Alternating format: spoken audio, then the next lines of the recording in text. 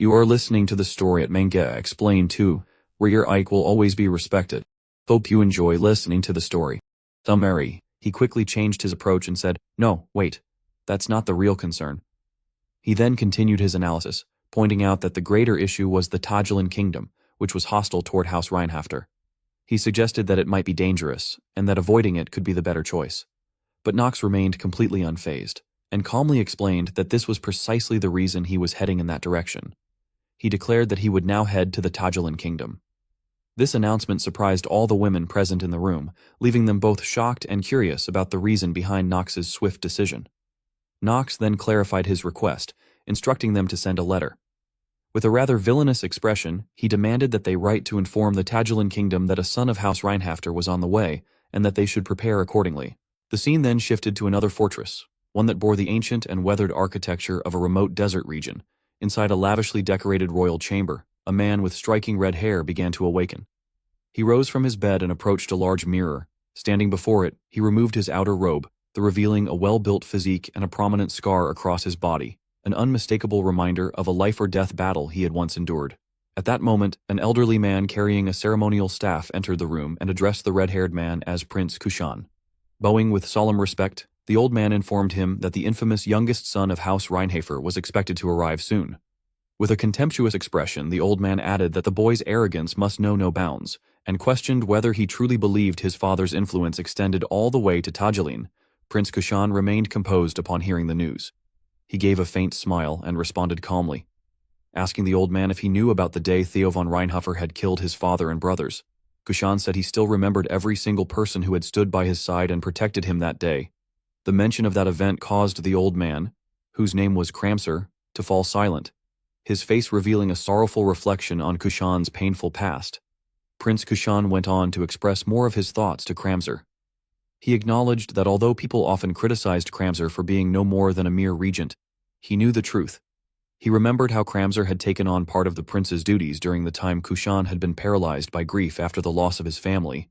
Raising his sword to emphasize his point, Kushan declared that Kramser had done so for the sake of lessening the burdens of the prince's responsibilities, even if only a little. Kramser listened to these heartfelt words without saying anything in return. He simply looked upon the prince with a face full of reverence and respect. Kushan then gave an intrigued smile and asked Kramser to confirm whether the name he had mentioned was Nox von Reinhofer.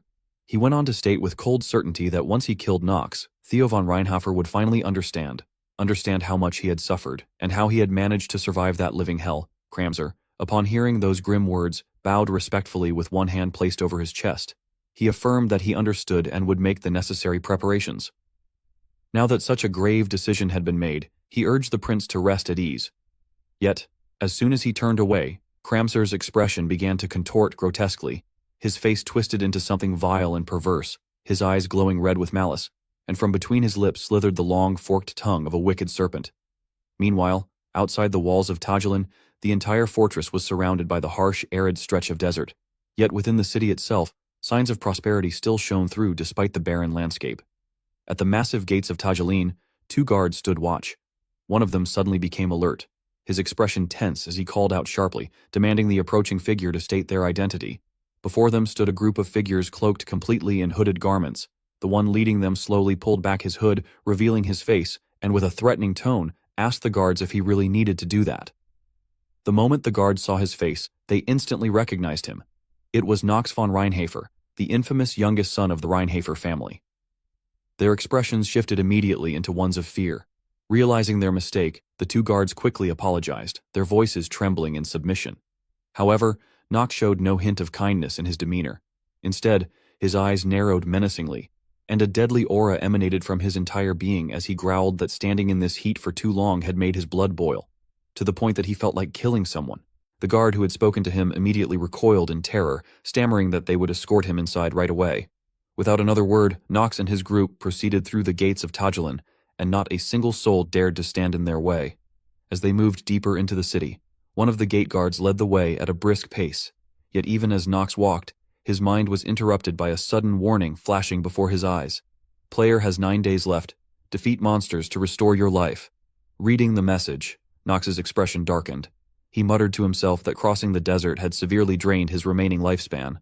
Still, he reassured himself. It was exactly for this reason that he had come to Tajelin. Once he obtained the item hidden in the ancient ruins of northern Tajelin, and dealt with that guy, he believed he wouldn't just survive, he would grow stronger faster than ever. The thought brought a subtle, sinister smile to his lips as he imagined the next monster he would tear apart. In his mind's eye, the creature's face twisted and reshaped, until it looked just like that wicked man, Kramzer. But things never went as smoothly as he hoped. Without warning, a red system alert flashed violently before him. Penalty applies if lifespan falls below 10 days. Negative trait, dead count has been applied. Almost immediately, Nox felt the impact. His body staggered, overcome by weakness, and a violent cough erupted from deep in his chest, spraying blood into his palm. And then, another message followed. All physical abilities reduced by 20%. The activation probability of the negative trait, lingering ailment, increases exponentially. This caused Nox to become severely exhausted. He held his head in his hands, and sweat continued to pour from his body. Noticing Nox's worsening condition, Rona, who was walking beside him, panicked and asked about his health. Her face was now streaked with tears as she looked at Nox with deep concern. In frustration, Nox expressed his irritation at the system and the damned incurable trait, then quietly told Rona to keep it a secret. He explained that he had come here to improve his physical condition. Although Rona didn't understand what he meant, she quickly nodded in agreement, indicating that she understood. After a while, Nox's group entered the main hall of Tajelin. Above them, Prince Kushan and a woman were already seated, waiting to receive Nox. At that moment, Christopher leaned in and whispered a reminder to Nox, telling him that although he likely already knew it, from this point onward, he would need to be extremely cautious. Then, clenching his fist and wearing an excited expression, Christopher declared enthusiastically that he, Christopher, would serve Nox faithfully, and that Nox had absolutely nothing to worry about. By this time, Nox's group was standing before Prince Kushan. However, the prince looked at them with an indifferent expression, showing no sign of welcome. The woman sitting beside him mirrored his attitude, despite her striking beauty. When Nox approached the seat opposite them and stood before Prince Kushan, the prince finally spoke, saying that Nox had arrived and that they had received his letter. However, the way he addressed Nox showed no respect, sounding more like someone of superior status speaking down to him. This made Nox furious, and it was clear he would not let it slide. Gripping his sword tightly, he didn't even let Kushan finish speaking. In the very next moment, radiating overwhelming presence and killing intent, Nox raised his blade and cleaved the table in half. The unfortunate table, entirely innocent, was shattered into splinters. Then, in a cold, sharp voice, Nox declared that Kushan was merely a prince, not even the ruler of a vassal state. He stated that he had arrived bearing the name of Reinhofer, and questioned whether Kushan truly thought he could greet someone of that name while remaining seated. This terrifying display caught Kushan off guard and made him begin to show signs of hesitation. With a murderous aura enveloping him, Nox glared intensely at Kushan and asked whether he wanted his nation to be erased from the WAP. Without giving him a chance to respond, Nox then shouted a command, ordering Kushan to kneel immediately. Kushan, overwhelmed by Nox's aggression and terrifying presence, froze entirely, unable to speak a word. At that moment, it became evident that Nox's threats were not empty. His eyes carried a deadly seriousness, and a lethal aura emanated from him as he warned Kushan that if he didn't comply, Nox would erase him first. The scene then shifted to the Reinhofer estate. Inside the Patriarch's chamber were Theo and the head butler, Rodwell. Rodwell broke the silence by asking Theo why he hadn't stopped the young master from heading to Tajelin. Theo, puzzled, asked what he meant. Unbothered, Theo read from a sheet of paper and calmly explained that he believed Nox could handle that much. Then, turning to Rodwell, he added that Rodwell's insight was unmatched, and it was impressive that he had read his thoughts so clearly. Rodwell listened to Theo's words without responding. Theo then acknowledged that he was right, stating that he had decided to name Nox his heir and place him in that seat. He explained that attracting too much attention before Nox was ready was dangerous, and that until he reached a certain level, he wouldn't be able to protect himself. Hearing Theo's explanation, Rodwell understood his intentions and confirmed by asking if that was why he had assigned the Black Sword Knights to guard him this time, adding that Theo had always preferred certainty in situations like these. Theo stood up and replied that if any threat were to arise, those elite knights would act immediately. Rodwell listened to Theo's arrangements and agreed with his approach. Theo then looked out the window, his mind drifting back to a time when he and Nox were training together. At that time, he had told Nox, speaking as his father, and as the patriarch of House Reinhofer, that one day he wanted Nox to use that sword to pierce through his heart, to cut him down himself with his own hands for failing to protect his mother. and to take the position of patriarch for himself, saying that he was capable of it. Thinking about those things, his face became pensive, and he said to Rodwell that he must know this as well. His end, the end of Theo von Reinhofer, was drawing near. Theo's words were like a final instruction. Rodwell's face showed sadness, but he understood that it was inevitable and could not be changed. Rodwell then bowed respectfully and declared that he would always stand with his lord. At this moment, Theo's face was full of contemplation, and Rodwell's face showed sadness and regret, reflecting the emotions of a father, the head of a renowned family, and a person about to face an unchangeable fate: death. Back to Knox. At that moment, his mind was drifting with idle thoughts. He mused that there were two key tips for figuring out a guy's personality in a game. The first, he reflected, was during moments when equipment enhancement fails and explodes. A vivid image formed in his mind of a blacksmith patiently forging gear while failure notifications echoed endlessly beside him. It was just a game, after all, yet the player involved was already on the verge of tears, overwhelmed by the absurdly low success rate. Knox continued his train of thought, silently concluding that this first point didn't require much explanation. His eyes then turned to the rude figure standing before him, calmly sizing the man up. The second tip, he thought, revealed itself in situations exactly like this, when a mediocre character, completely unaware of their own limits, decided to act out. Knox admitted to himself that he really hated situations like this. He then recalled the name Kushan Adrian, a character whose entire family had been wiped out by Theo, save for his younger sister. It was understandable, Knox thought, that the man might harbor resentment toward House Reinhofer, but even so, he couldn't help but question it. A mere prince of a vassal state, did he truly dare to express his emotions so freely? At that moment, a quiet scheme began to take shape in Knox's mind. Since he had already decided to pursue the hidden piece in Tajelin, bringing Kushan over to his side would be a necessary move. But before that could happen, he knew what had to be done. He needed to break the man's spirit, just enough to make him more manageable. At that point, Knox spoke up, repeating his earlier warning with a quiet intensity. Asking if he really needed to say it again, Kushan heard the words and forced a polite smile, though irritation flickered beneath the surface. Still, maintaining his courtesy, he replied that it seemed Knox had taken offense to him sitting in the presence of an honored guest. Then, without further hesitation, Kushan lowered himself to his knees before Knox. Declaring that he would remain kneeling in his presence, Knox observed the submissive posture in silence, not rushing to respond. Instead, he shifted his attention to something else. He began carefully examining Kushan's stats. The status panel for Kushan appeared, presenting a detailed overview of his attributes. His name was Kushan Adrian, a 17-year-old human male whose primary elemental affinity lay with Earth. Among his accomplishments, he had been recognized as the direct royal successor of Tajelin, a title that carried significant weight and expectation. On the positive side, Kushan was noted as a poison genius, exhibiting rare talent in martial arts and a normal aptitude for dagger combat. He carried himself with a serious demeanor that suggested discipline and inner focus. Among his neutral traits, he was described as loyal, though this loyalty had yet to be fully awakened. He had not encountered anyone who truly deserved his complete devotion. As such, much of his inner potential remained dormant. At present, he placed a moderate level of trust in Royal Court Mage Kramzer, estimated at around 40%. The negative aspects of his personality painted a more troubled image. Kushan was burdened by self-destructive tendencies and a habit of self-deprecation. He bore an overwhelming sense of responsibility that often left him indecisive and easily swayed. Additionally, his hot temper made him prone to emotional outbursts, complicating his ability to maintain clarity under pressure. Kushan's physical and mystical capabilities were unevenly distributed, reflecting a complex and unbalanced potential.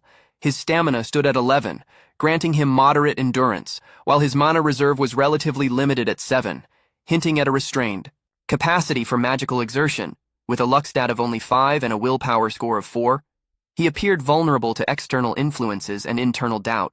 Yet in stark contrast, his charm surged to an impressive 23, suggesting an innate magnetism or persuasive presence that far outweighed his other attributes.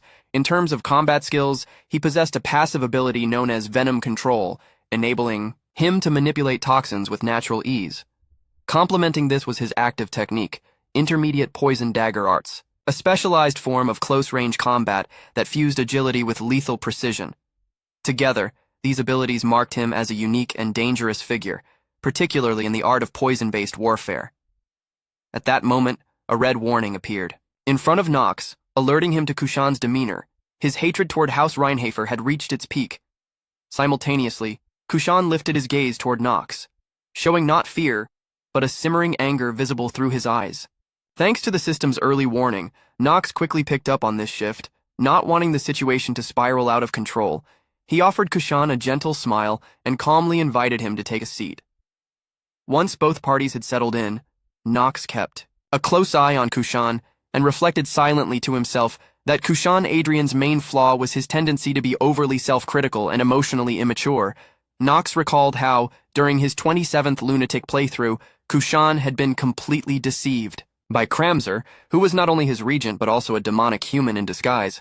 Kushan had never discovered the truth. In the end, he had fallen into ruin and self-destruction. Although Nox already knew that things were headed in a tragic direction, he remained confident. With the power and knowledge he now possessed, he believed he could prevent all those calamities. That, after all, was why he had come to Tajelin. Seeing that Nox kept silently observing him without saying a word, Kushan eventually broke the silence and asked respectfully why he had come to the Tajelin kingdom. Nox returned to his serious demeanor and answered curtly that he was there for tourism and to explore ancient ruins, nothing more. Then, with a smile, he added a warning. Until he left, Kushan was to behave properly. He emphasized that Kushan surely understood what that meant. Kushan didn't argue. He simply nodded in understanding and signaled to one of the attendants nearby. Kramzer, catching the signal, gently rang a small bell. Moments later, a group of attendants appeared, exclusively young and beautiful women, with the servants now gathered. Kushan instructed them to make the proper arrangements for Lord Nox to tour the kingdom, and if he made any further requests, they were to treat him with the utmost hospitality. Before Kushan could finish his sentence, Nox interrupted him, clearly displeased, and ordered him to stop speaking. Then, with a sly and indecent smile, Nox suggested they change the guide for the tour. His gaze then shifted toward the young woman sitting next to Kushan, his only sister and the one he cherished most. This caused visible panic in Kushan, who was usually calm and composed. The thought of his beloved sister falling into the hands of the man known as the most vile in the kingdom, Nox von Reinhofer, left him visibly shaken. Nox then looked directly at Arya, a beautiful girl with red hair and golden eyes like a desert. Though her expression was vacant, lifeless, he declared that she would personally attend to him and show him around the kingdom. Hearing this, Kushan grew anxious and tried to speak up, seemingly to refuse, but the words caught in his throat. Seeing Kushan's hesitation, Nox asked with a mocking smile whether there was a problem, not wanting to create any conflict or risk further trouble.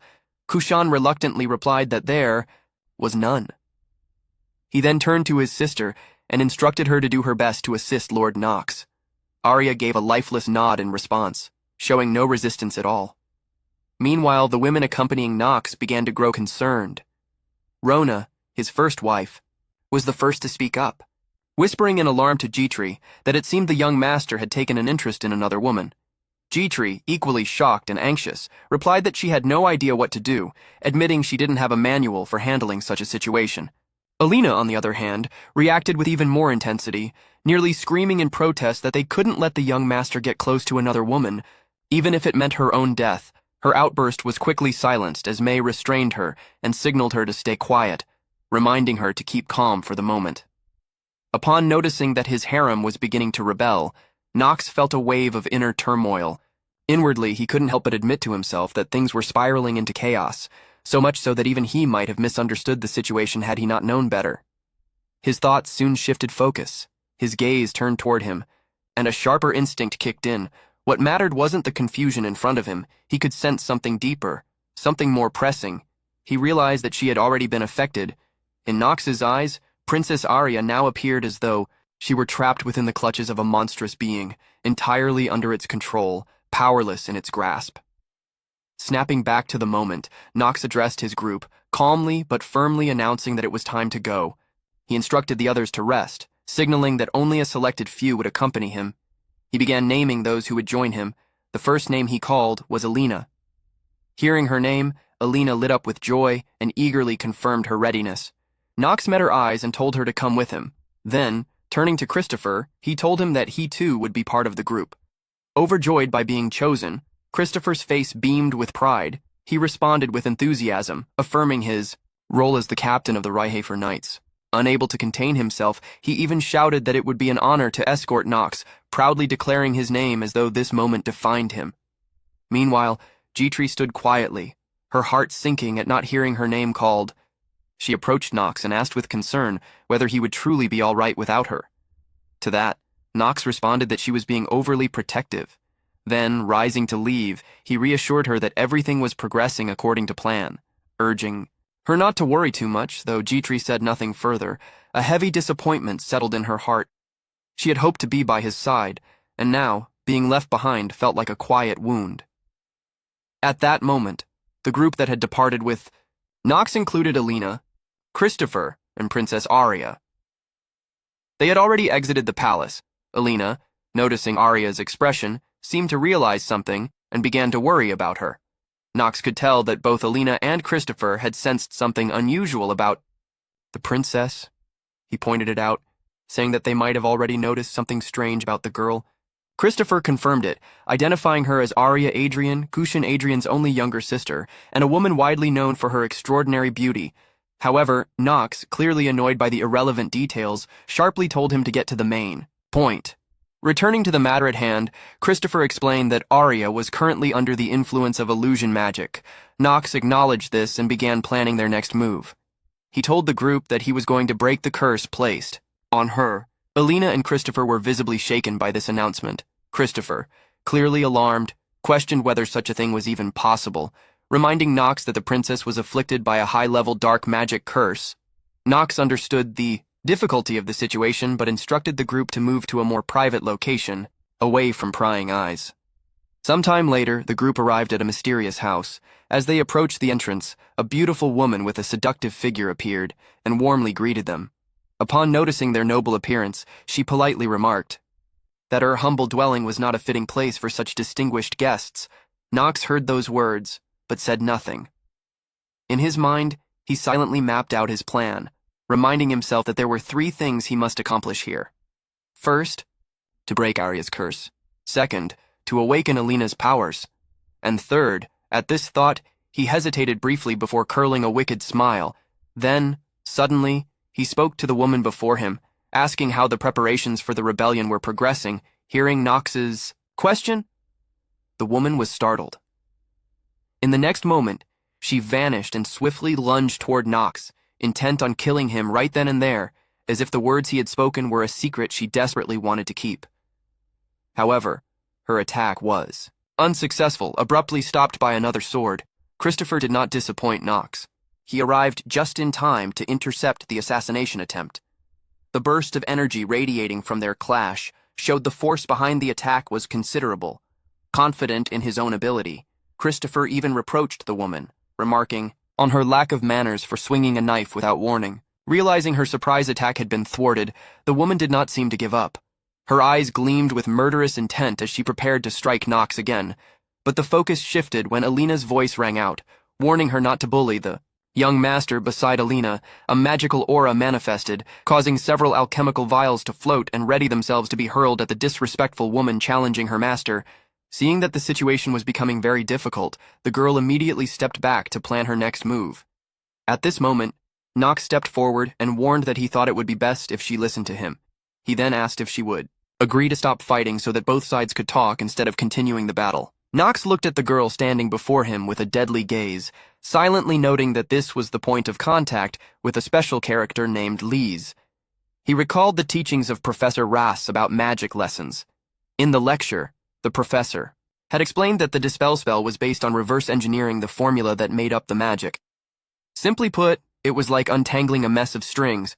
However, the process of reverse engineering and neutralizing magic was by no means easy. Therefore, it was best not to attempt it alone. In short, it was wiser to seek help from an expert, such as the rare race of elves. Returning to the present, the girl looked at Nox's group with great caution, feeling that the tension was unnecessary. Nox spoke up, telling the 2 of them that enough was enough, and ordered everyone to sheathe their swords. Christopher, worried, protested that she had attempted to attack Nox. However, Nox did not want to explain much and insisted on speaking with her privately, asking everyone else to leave them alone. Hearing Nox's firm words, Christopher reluctantly obeyed and ordered the others to step aside. Though he was clearly uneasy, Nox then emphasized that Christopher should wait outside. Feeling abandoned, Christopher was upset and quickly protested, reminding Nox that he was his bodyguard. But since Nox had already given the order, Christopher had no choice but to quietly step out with a sense of being forsaken by the whole world. Nox then turned to Alina and told her to stay behind, assuring her that he would protect her if anything happened. Alina, a bit foolish and twisted, moaned happily upon hearing this, covering her face with a blush and starting to imagine some ambiguous scenes in her mind. At that time, night was beginning to fall over the harsh desert, and Nox's blue eyes scanned the old houses below. Inside one of them, a conversation between Nox and a mysterious woman began. She questioned him sharply, asking if he knew who she was. Nox responded with a sneering laugh, confirming that he did. She was described by him as an elf who had once been active in combat. Startled and increasingly wary, the elf woman paused at his blunt words. Nox went on to specify that she was from the Astal tribe and was a high-spirit mage named Lise. Upon hearing these details about herself, Lise no longer concealed her true form. She began to transform back into an elf, revealing her long golden hair and the characteristic pointed ears of her race. Her beauty was beyond mundane description. At that moment, she declared that she would no longer hide her identity. Nox judged this to be a wise decision on her part. Lise then looked at Nox with appraisal and shared her own thoughts, remarking on his hair and eyes and identifying him as the youngest member of House Reinhafer, Nox von Reinhafer. Although Nox was displeased to hear her recount such detailed information about him, he confirmed that what she said was true. He then shifted the conversation back to the main topic, revealing that he also knew she had organized a resistance and that her headquarters were located beneath the inn. Upon hearing that her plan had been exposed, Lise grew annoyed and demanded to know what Nox had come for. Nox did not hesitate to state directly that he wanted Lise to lift the curse on the child. Upon hearing this seemingly contradictory request, Lise responded by revealing that she was someone preparing to rebel against the kingdom. Yet, she questioned how he could expect her to save the kingdom's princess under such circumstances. Nox, with a serious look, explained that if the rebellion were to be launched, Tajelin would be completely destroyed. Regardless of whether it succeeded or failed, the country would fall into the hands of the Empire, which was an outcome neither of them wanted. He asked if she didn't agree, faced with Nox's analysis in question. Lise did not elaborate further, but she wondered what Nox's true purpose was in coming there. She recounted her suspicion that House Reinhafer, the very ones who had led Tajelin to collapse, would have no reason to try to break the princess's curse. Hearing this, Nox internally acknowledged that he understood her curiosity but felt he could not reveal his goal. Therefore, he decided to change the subject. Activating his normal acting talent skill, he spoke with a serious expression, claiming that he knew what Tajelin meant to her. Lise was confused by Nox's remark and asked what he was talking about. Meanwhile, Nox was silently calculating her reaction. He noticed that although she pretended to be calm, she was clearly shaken, because he knew the reason why a high-spirit mage like her was stuck in a place like that, in a different setting. Within the storyline of Inner Lunatic, titled Side Story, Desert Thief, Saren, the narrative focused on a girl named Lise, known as the high-spirit mage. Even among the elves, who were famous for their mana sensitivity, Lise was said to possess unmatched talent. From childhood, she had communicated with countless spirits. By the age of 16, she had made a contract with a top-class spirit and earned the prestigious title of High Spirit Mage. However, her unrestrained talent sometimes brought disaster.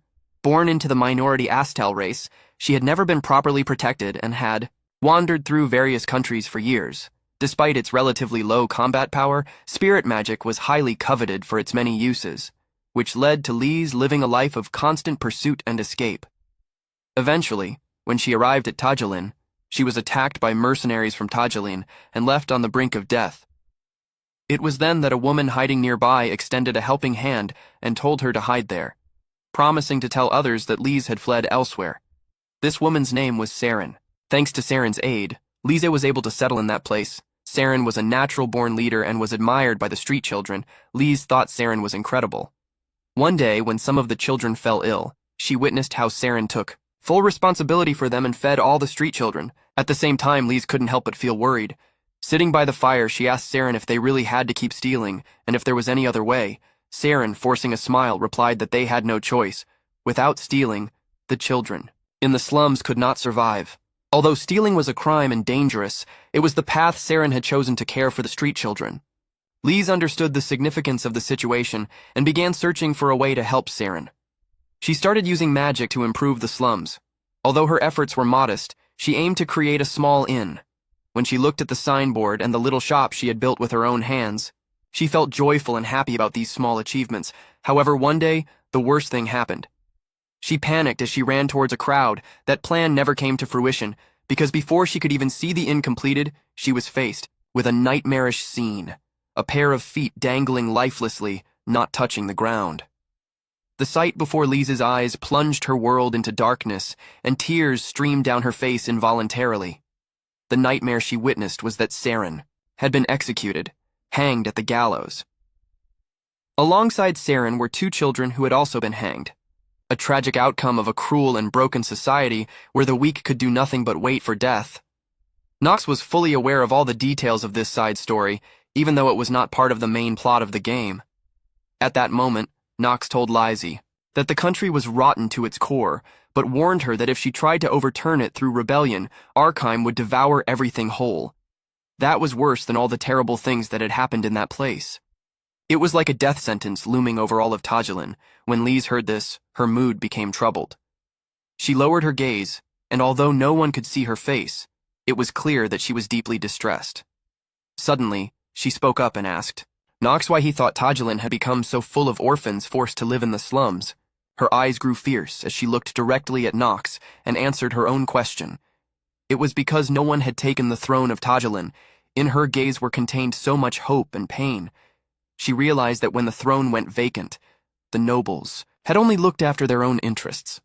Her emotions erupted, and she loudly insisted that if they had seized the opportunity to set things right, things would not have come to this. But in the very next moment, her face fell with sadness and sorrow as she thought of a woman named Saren. At that moment she bowed her head, overcome with grief, and softly said that Saren wouldn't have died either. Seeing Liz's emotional state, Nox did not provoke her. Instead, he gently acknowledged that she was right. Hearing Nox agree with her view only made Liz more confused. She snapped at him, demanding to know what he meant and what he was implying by agreeing with her. Nox did not answer her question directly. He explained that while he agreed with the truth she had recognized, it did not mean he supported the plan she intended to use to change the situation. He comforted her and advised her not to let vengeance consume her and ruin everything. He urged her to think carefully about how to protect everyone, because her methods were lacking. What Nox said seemed to awaken Lise, and she managed to realize it before it was too late. Then Nox spoke again, his voice firm and resolute, telling her that was also something she should do for the sake of her friend, Saren. At that moment, Nox told Lise that he knew she had once had a human friend who had saved her, and that he was also aware that the child had died. Lise was taken aback upon hearing this revelation from Nox. He continued, commenting that it had happened because of the war, but added that Lise's methods were only making things worse. His words struck a chord with her. Shaken, she choked back her emotions and asked him what exactly he intended to do to resolve the situation. Nox then revealed his answer, saying that he would put the prince on the throne. If the prince rose to power and fulfilled his responsibilities, then, slowly but surely, the nation would begin to recover. Hearing his plan, Lise immediately rejected it. She scoffed at the idea, saying that after everything, it was nothing short of a joke. If the prince had truly had the courage to act, then none of this would have happened in the first place. Gritting her teeth in frustration, she started to declare that the only remaining way to save the country was… But before she could finish, Nox interrupted her. He said he knew what she was about to suggest, that the entire place needed to be burned down, but insisted that she wouldn't have chosen that path. He explained that Saren had loved this place. At that point, memories came flooding back to Lise. Memories of Saren's words and the bright smile that accompanied them. She remembered Saren asking her, with childlike hope, whether she thought Tajelin could one day become a beautiful city.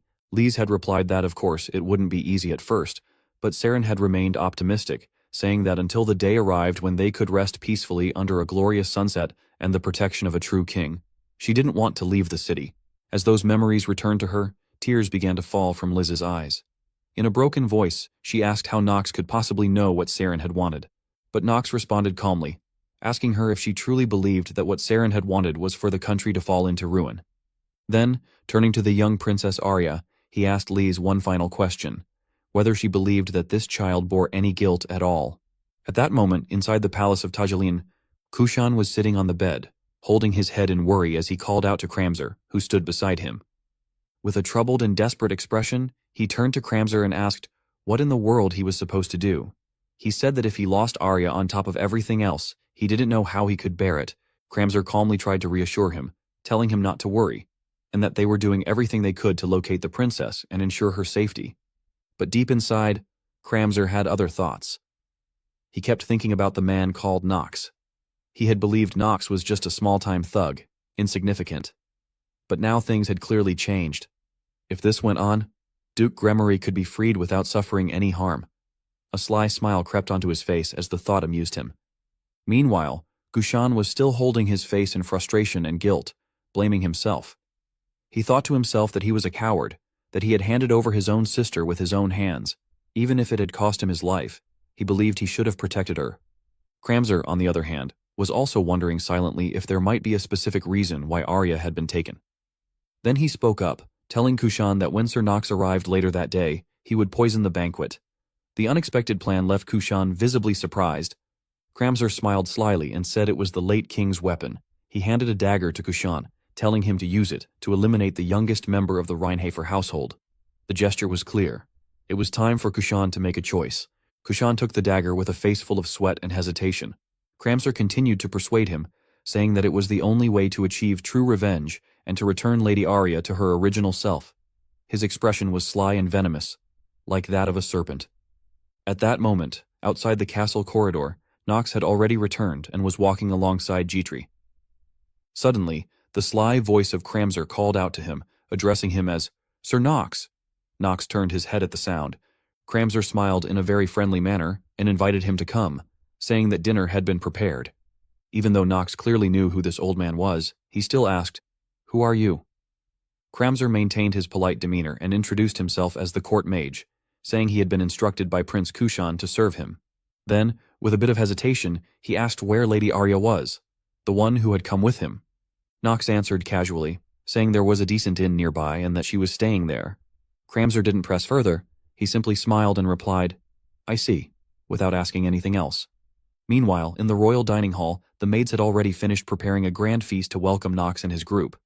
Everyone was eating heartily, enjoying the meal without the slightest sense of caution or suspicion. Jitri at that moment was playing with a green parrot and commented that parrots were truly the most meticulous and amazing creatures. She praised the bird, saying she was astounded that it repeated every single word she said. The parrot obediently repeated the word, "repeated," just as she had exclaimed. Seeing how friendly and well-behaved the parrot was, Jitri expressed that if there were a chance, she would love to bring one back with her. May, sitting beside her, added that there were also quite a few useful materials and even herbs that only grew in the desert. Rona, still chewing with food at the corner of her mouth, noticed that Nox seemed somewhat preoccupied. She leaned in slightly and asked him in a gentle voice how he was feeling. Nox replied calmly, assuring her that he was perfectly fine. At that moment, the old man Kramzer had yet to take his leave. With a forced smile, he commented that he was glad Nox had enjoyed his time in Tajelin. He then added that they had prepared a dish that would surely make the evening even more enjoyable and asked if Nox would like to try it. At his signal, a maid wheeled in a food cart into the room. Upon realizing that the dish was none other than the tail of the silver-faced scorpion, Nox appeared rather impressed. Without hesitation, he began to indulge in the meal. Kramzer, visibly proud, declared that it was a delicacy reserved only for the most honored guests. With a twisted expression, he added that he hoped it suited Nox's taste. Meanwhile, night had fallen over the Tajelin castle, blanketing the entire city in a haunting stillness. Outside the balcony of one of the rooms, a shadowy figure silently infiltrated the castle. His silhouette was cast clearly beneath the bright moonlight. With practiced stealth, he gently opened the door and slipped inside without making a sound. It quickly became apparent that the intruder was Kushan. His face was concealed, and in his hand, he gripped a dagger, his intentions unmistakably deadly. In his heart, he muttered to himself that a single stab would end it all. As he slowly pushed open the door to Nox's bedroom, thoughts of vengeance burned within him. He believed that with this act, he could avenge his father and brothers. Revenge for what Theo had done. His eyes were full of hatred as he told himself that this was the best path. Although his forehead was drenched in sweat from the pressure of the task, he pressed on. The man he was about to assassinate, Nox, was someone whose terrifying power he had witnessed firsthand. Kushan crept closer to the bed, thinking that if Kramser's plan had worked as intended, then Nox would already be heavily poisoned. If he was to succeed in one strike, now was the perfect moment.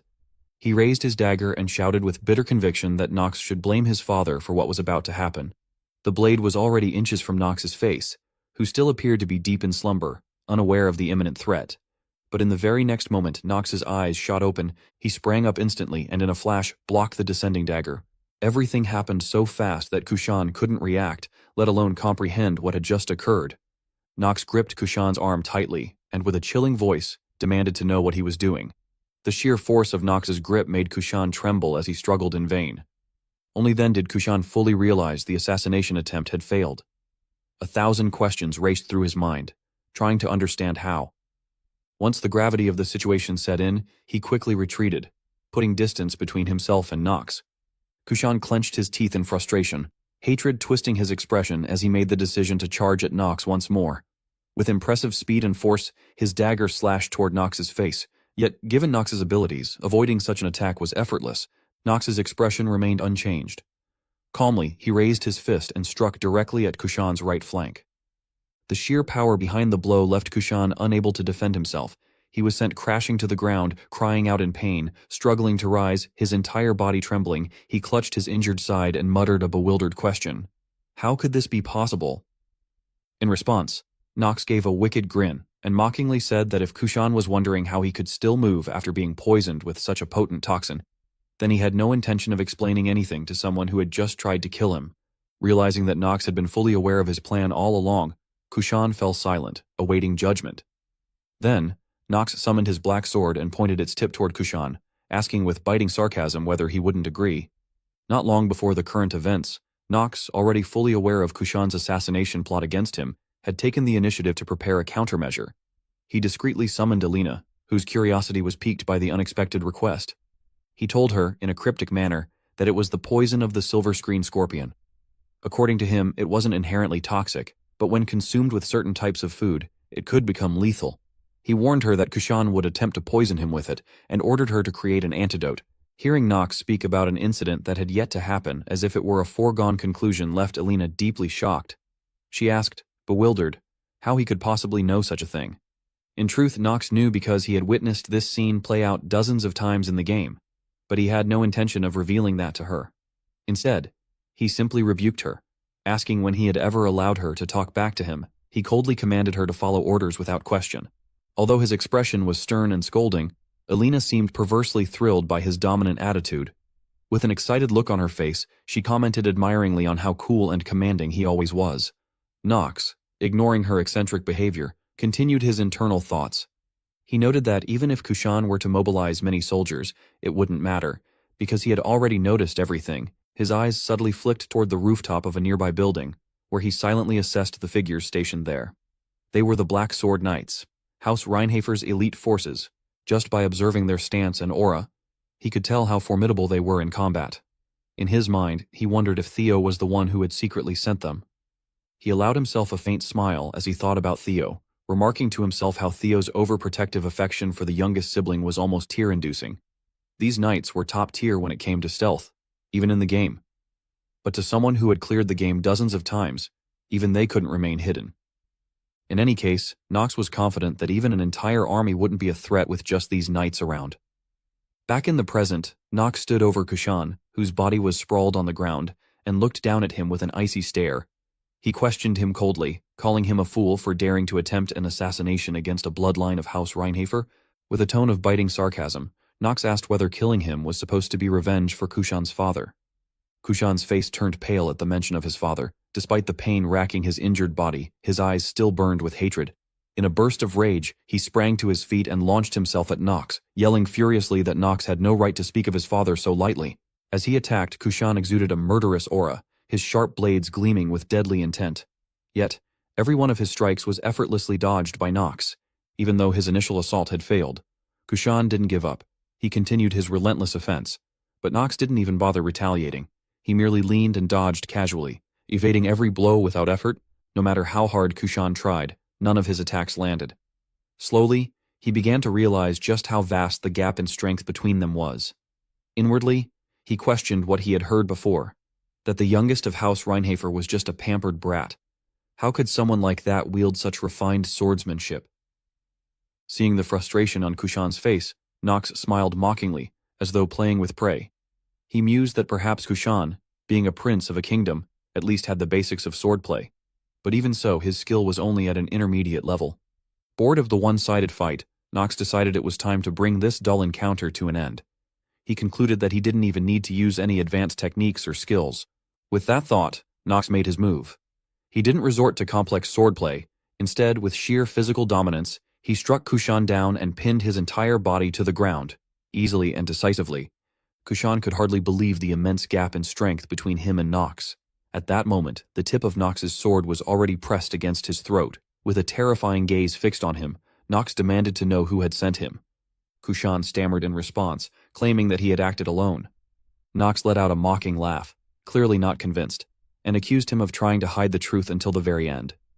He then called for Christopher. Upon hearing his name, Christopher appeared immediately, visibly thrilled to be summoned. His eyes sparkled like stars, and with great enthusiasm, he declared that he had stationed everyone as ordered, and that if it were Nox's command, he would even leap into fire. But Nox found Christopher's excitement irritating and quickly cut him off, issuing his first order, telling him to shut his mouth. His second command was to make Kushan kneel. Christopher responded without hesitation, accepting the order with a loud "yes," and politely asked Kushan to excuse him before moving in to carry out the command. Now completely overwhelmed, Kushan found himself unable to resist and could only remain silent under Christopher's pressure. Nox, noticing the resentment still burning in Kushan's eyes, coldly remarked that he could see the hatred in his gaze. He asked Kushan a question. What did he think had ruined him, the kingdom, and his younger sister? Kushan's expression turned troubled upon hearing these accusations. He remained silent. Nox continued pressing him. Since he refused to answer that question, Nox proposed another. His eyes now filled with genuine anger, he asked whether Kushan truly believed he was sitting in the seat meant for him. That remark broke Kushan's composure. He lashed out, demanding what Nox could possibly know to say such a thing. Nox, who was born the youngest in a noble family and had never carried any burdens. But Nox remained indifferent. He told him that one didn't need to bear a burden to understand it. Then he asked Kushan if he knew why he hadn't killed him yet. It was because there was still some value left in that fated throne he held. Kushan, hearing that, was visibly irritated. He shouted that the throne was worthless and that he had never wanted such value in the first place. Nox, with a calm and composed expression, closed his eyes slightly and stated that regardless of what Kushan wanted, he had been born with that value. If he could not bear it, then who else could stand in that position? Who else could possibly take his place? The barrage of rhetorical questions left Kushan speechless, unable to form a reply. Then, Nox finally made an offer. He told Kushan to become the king of Tajelin, and if he did, Nox would reveal the truth to him. Kushan's face reflected deep confusion, unsure of what to say. Nox went on to reveal one truth first. He claimed he had done nothing to Kushan's sister. Even as he said it, the admission seemed reluctant on his part. The two young women who had been eavesdropping behind them were visibly shocked. Kushan, too, appeared stunned and couldn't believe what he had just heard. Elsewhere, at a gathering of Tajelin's leadership, a seductive dancer was performing in front of the assembled officials. One man asked aloud, why exactly that man, Nox, had come to Tajelin this time. Another replied that no one knew. Even after much probing, they had found nothing. No information had been uncovered. An old man at the table slammed his fist down in anger, declaring it absurd. He criticized the idea of Nox, regardless of whether he came from a great house or not, bringing private soldiers into their land. To him, it was an insult to Tajelin. Though angered, some among them admitted that the situation was difficult, murmuring with resignation that there was little they could do since Theo belonged to House Reinhafer. For now, they said, they had no choice but to simply watch. Before the discussion could come to an end, a sly voice interrupted them. It was the old man Kramzer, who suggested that this might actually be an opportunity for them all. Surprised by his sudden statement, one of the men asked what he meant by that. With a cunning smile, Kramzer responded that it was time to get rid of the prince, and that now might be the perfect moment. Hearing this, those present grew visibly uneasy, yet some began to echo his words, saying that perhaps this really was the right time. Another voice, however, expressed hesitation, suggesting that it still felt a bit too early, unwilling to let his plan be shaken. Kramzer pressed on. He reminded them of the disgrace the prince had shown that day, asking if they all hadn't witnessed it. Some of them questioned him, asking if by disgrace he meant the moment the prince had knelt. Another agreed, remarking that it was indeed shameful for a prince to kneel before a mere noble. To ignite the crowd further, Kramzer struck his cane against the floor, his face lighting up with excitement as he exclaimed that the people's discontent had reached its peak, and that they should eliminate the prince along with Nox's group. An aura of raw ambition radiated from his entire being. Despite Kramzer's provocations, a few still hesitated, expressing concern about whether it was truly acceptable to kill the youngest son of House Reinhafer. But Kramzer only laughed triumphantly, revealing that he had already poisoned the meal meant for Nox, calling him a scoundrel. He added that the prince himself had claimed he would end his own life. This revelation stirred excitement among the others. They praised the plan, saying they could pin Nox's death on the prince and use the resulting chaos to spark a war. A brilliant scheme, they called it. Laughter filled the room as more voices joined in, hailing Kramzer as a mastermind. Overwhelmed by their praise, Kramzer laughed uncontrollably, basking in their admiration. Far off in the shadows, a figure who had been there long enough to overhear everything stood still. Someone who had witnessed the entirety of their wicked scheme. That figure was Nox. He now stepped forward alongside Kushan. They had heard it all. Turning to Kushan, Nox asked him what he thought about the truth he had just witnessed firsthand. Kushan, now fully awakened to the reality before him, looked pale and furious. He clenched his teeth and growled in response, calling it filthy and despicable. At that moment, the scene shifted to what resembled the bottom of the deep sea. Arya was drifting within the confines of her own mind, trapped in a haunting illusion. A familiar and sinister voice echoed through her thoughts. It was Kramzer. He taunted her, asking why she thought the late king and queen had perished, and whether she truly didn't understand why Tajelin had fallen into such ruin. According to him, the blame rested on her incompetent older brother, a coward lacking the strength and resolve to claim the throne. Within her mind, Arya struggled desperately to resist the fear and manipulation that Kramzer exuded. She refused to accept his words and cried out in defiance, insisting that it couldn't be true and accusing him of lying. But Kramzer merely laughed with twisted delight, telling her that everything would be easier if she simply let go. He urged her to leave it all to him, insisting that as a princess she should remain in a long, happy dream. Before her appeared an illusion of her family, together and joyful, an image of the past that no longer existed. Yet this vision was nothing more than a false construct, a mental trap crafted by Kramzer to imprison her within a dream. Her face had grown pale and lifeless as if she were on the verge of surrendering. In her despair, she thought that even though she knew this was a meaningless illusion, she couldn't move her body or even speak. A single, painful question echoed through her mind. Was this truly the end? But just as her will was beginning to crumble, a voice rang out through the silence of her mind, calling her name.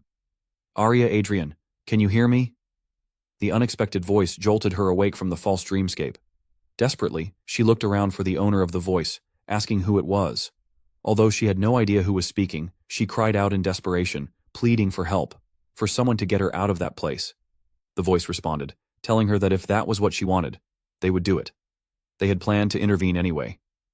Then, a brilliant light suddenly flooded the illusion, shining across Arya's dream world. She began to feel a warmth stirring within her, strength slowly returning to her limbs. Confused but relieved, she wondered aloud what in the world was happening. The scene shifted once more, this time to the walls of the palace in Tajelin. There, Kushan knelt before Nox, guilt written across his face as he confessed his faults. He admitted that he had believed everything Kramzel had told him, about Tajelin's politics, its morals, and even the worth of its people. Nox interrupted him sternly, blaming Kushan's weakness for having surrendered his judgment to others. Kushan lowered his head in shame and anguish, saying that this pain was the consequence he now bore. In a voice filled with regret, he asked what he must do to set things right. But Nox, unyielding, told him that was a question he would have to ask someone else, not him. At that moment, several women stepped forward behind Nox. Among them were Arya and Lies. Arya's expression was bright and alive again, a clear sign that Lies had helped free her from the illusion created by Kramzer. When Arya saw her older brother again, she gave him a radiant smile, one she hadn't shown in a long time. Kushan, startled and moved by the sight of her restored spirit, quickly stood up, grasped her small hand and asked if she was truly all right in what had happened. Nox answered for her, explaining that she had been under Kramzer's brainwashing, The revelation shocked Kushan, who repeated the word in disbelief. Brainwashing? No way. But Nox affirmed it firmly. He said that Cramsel was not just manipulative. He was a demon, a devil. Kushan wanted to reject the idea, but suddenly, fragments of memories, long buried and suppressed, rushed back to him. The confusion and force of it all sent waves of pain through his head. Seeing this, Nox calmly explained that Kushan too had been partially brainwashed. As the truth returned to him, the illusion shattered bit by bit, causing the splitting headache. But Nox assured him that if he waited a while longer, the pain would ease, and he would come to understand what he truly needed to do. Just as those words left Nox's mouth, something unexpected happened. Kushan sensed a presence behind him. When he turned around, Lise was already there, her eyes blazing with fury. Without hesitation, she struck him hard across the face. She shouted at him with righteous anger, warning that if even now he failed to make the right decision, she would hang his head on the royal tower. Upon hearing the accusations, Kushan remained silent, merely listening without offering any rebuttal. Lise, overwhelmed with fury, continued to shout that it was because of Cramsel's tyranny and Kushan's weakness that things had come to such a tragic end. Standing nearby, Nox quietly reflected to himself that her reaction was to be expected. Everything, he thought, had stemmed from Cramsel's machinations. That man, once the royal court magician, had manipulated the kingdom through regency and brainwashing.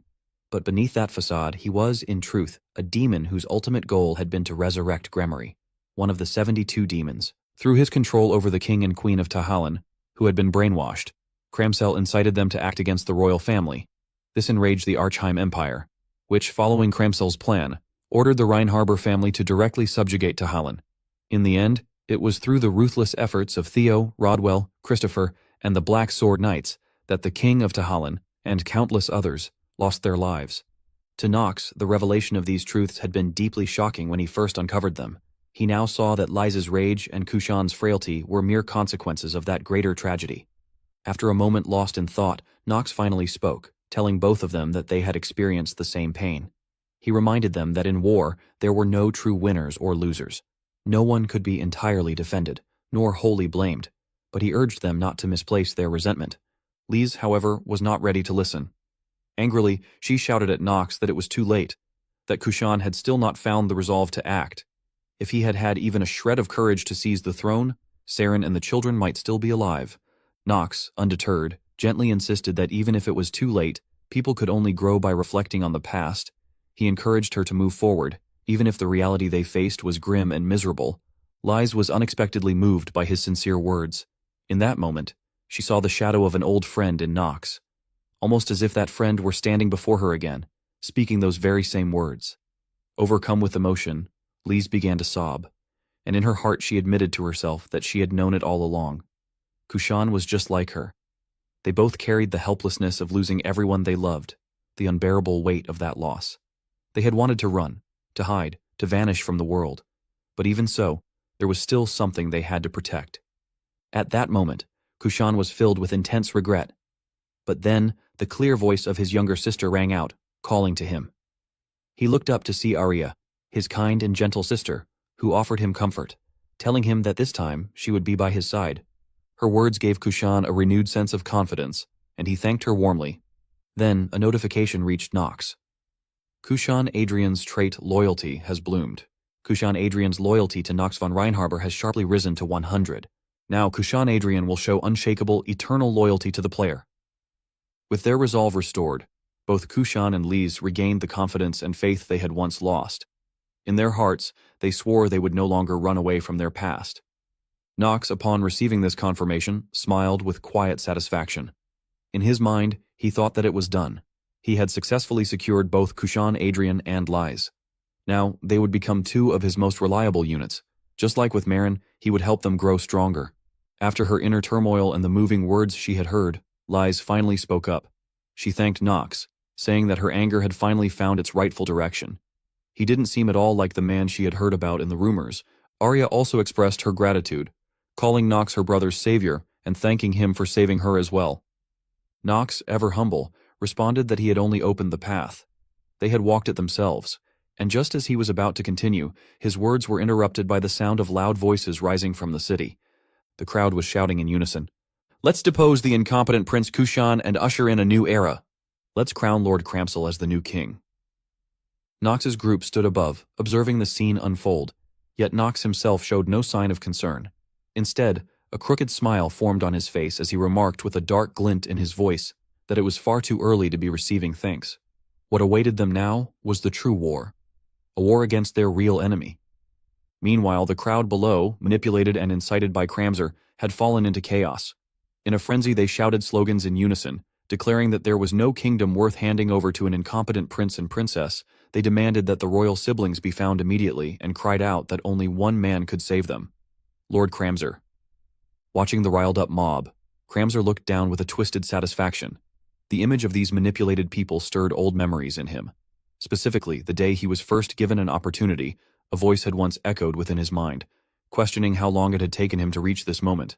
That voice had told him that while a rare few were born with great talent and noble lineage, most people never got to experience such a life. It had sneered that barren talent was like barren land, useless, and that he was just a low-born child with nothing to his name.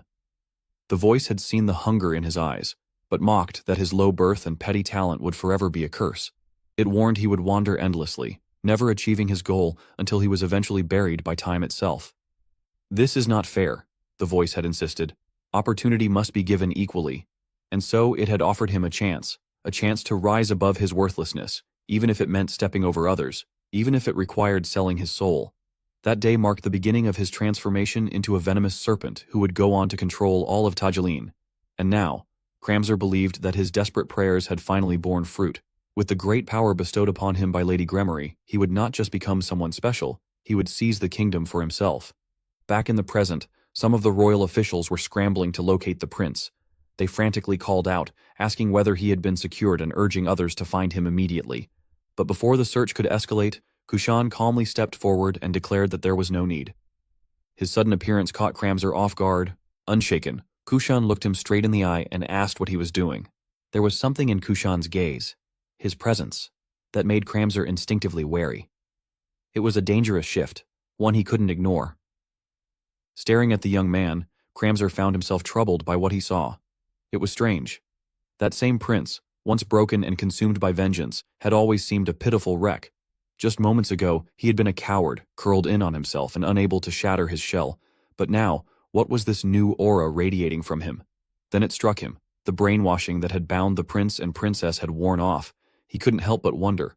What in the world had happened? Before Cramser could finish that thought, Kushan began to speak again, confronting him directly. He reminded Cramser that he had once trusted him like family. Yet in the end, Cramser had not tried to protect the kingdom of Tajelin. Instead, he had only ever sought to steal the land that Kushan's father and ancestors had built. Despite the accusations and the exposure of his true intentions, Cramser remained unbothered. With a smug smile that he made no effort to hide, he responded condescendingly. He claimed that His Highness still failed to grasp the reality of the situation.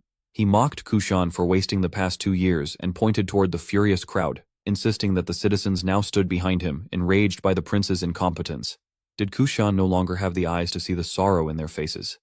Even the late king, Cramser added venomously, must surely be cursing his son from the grave.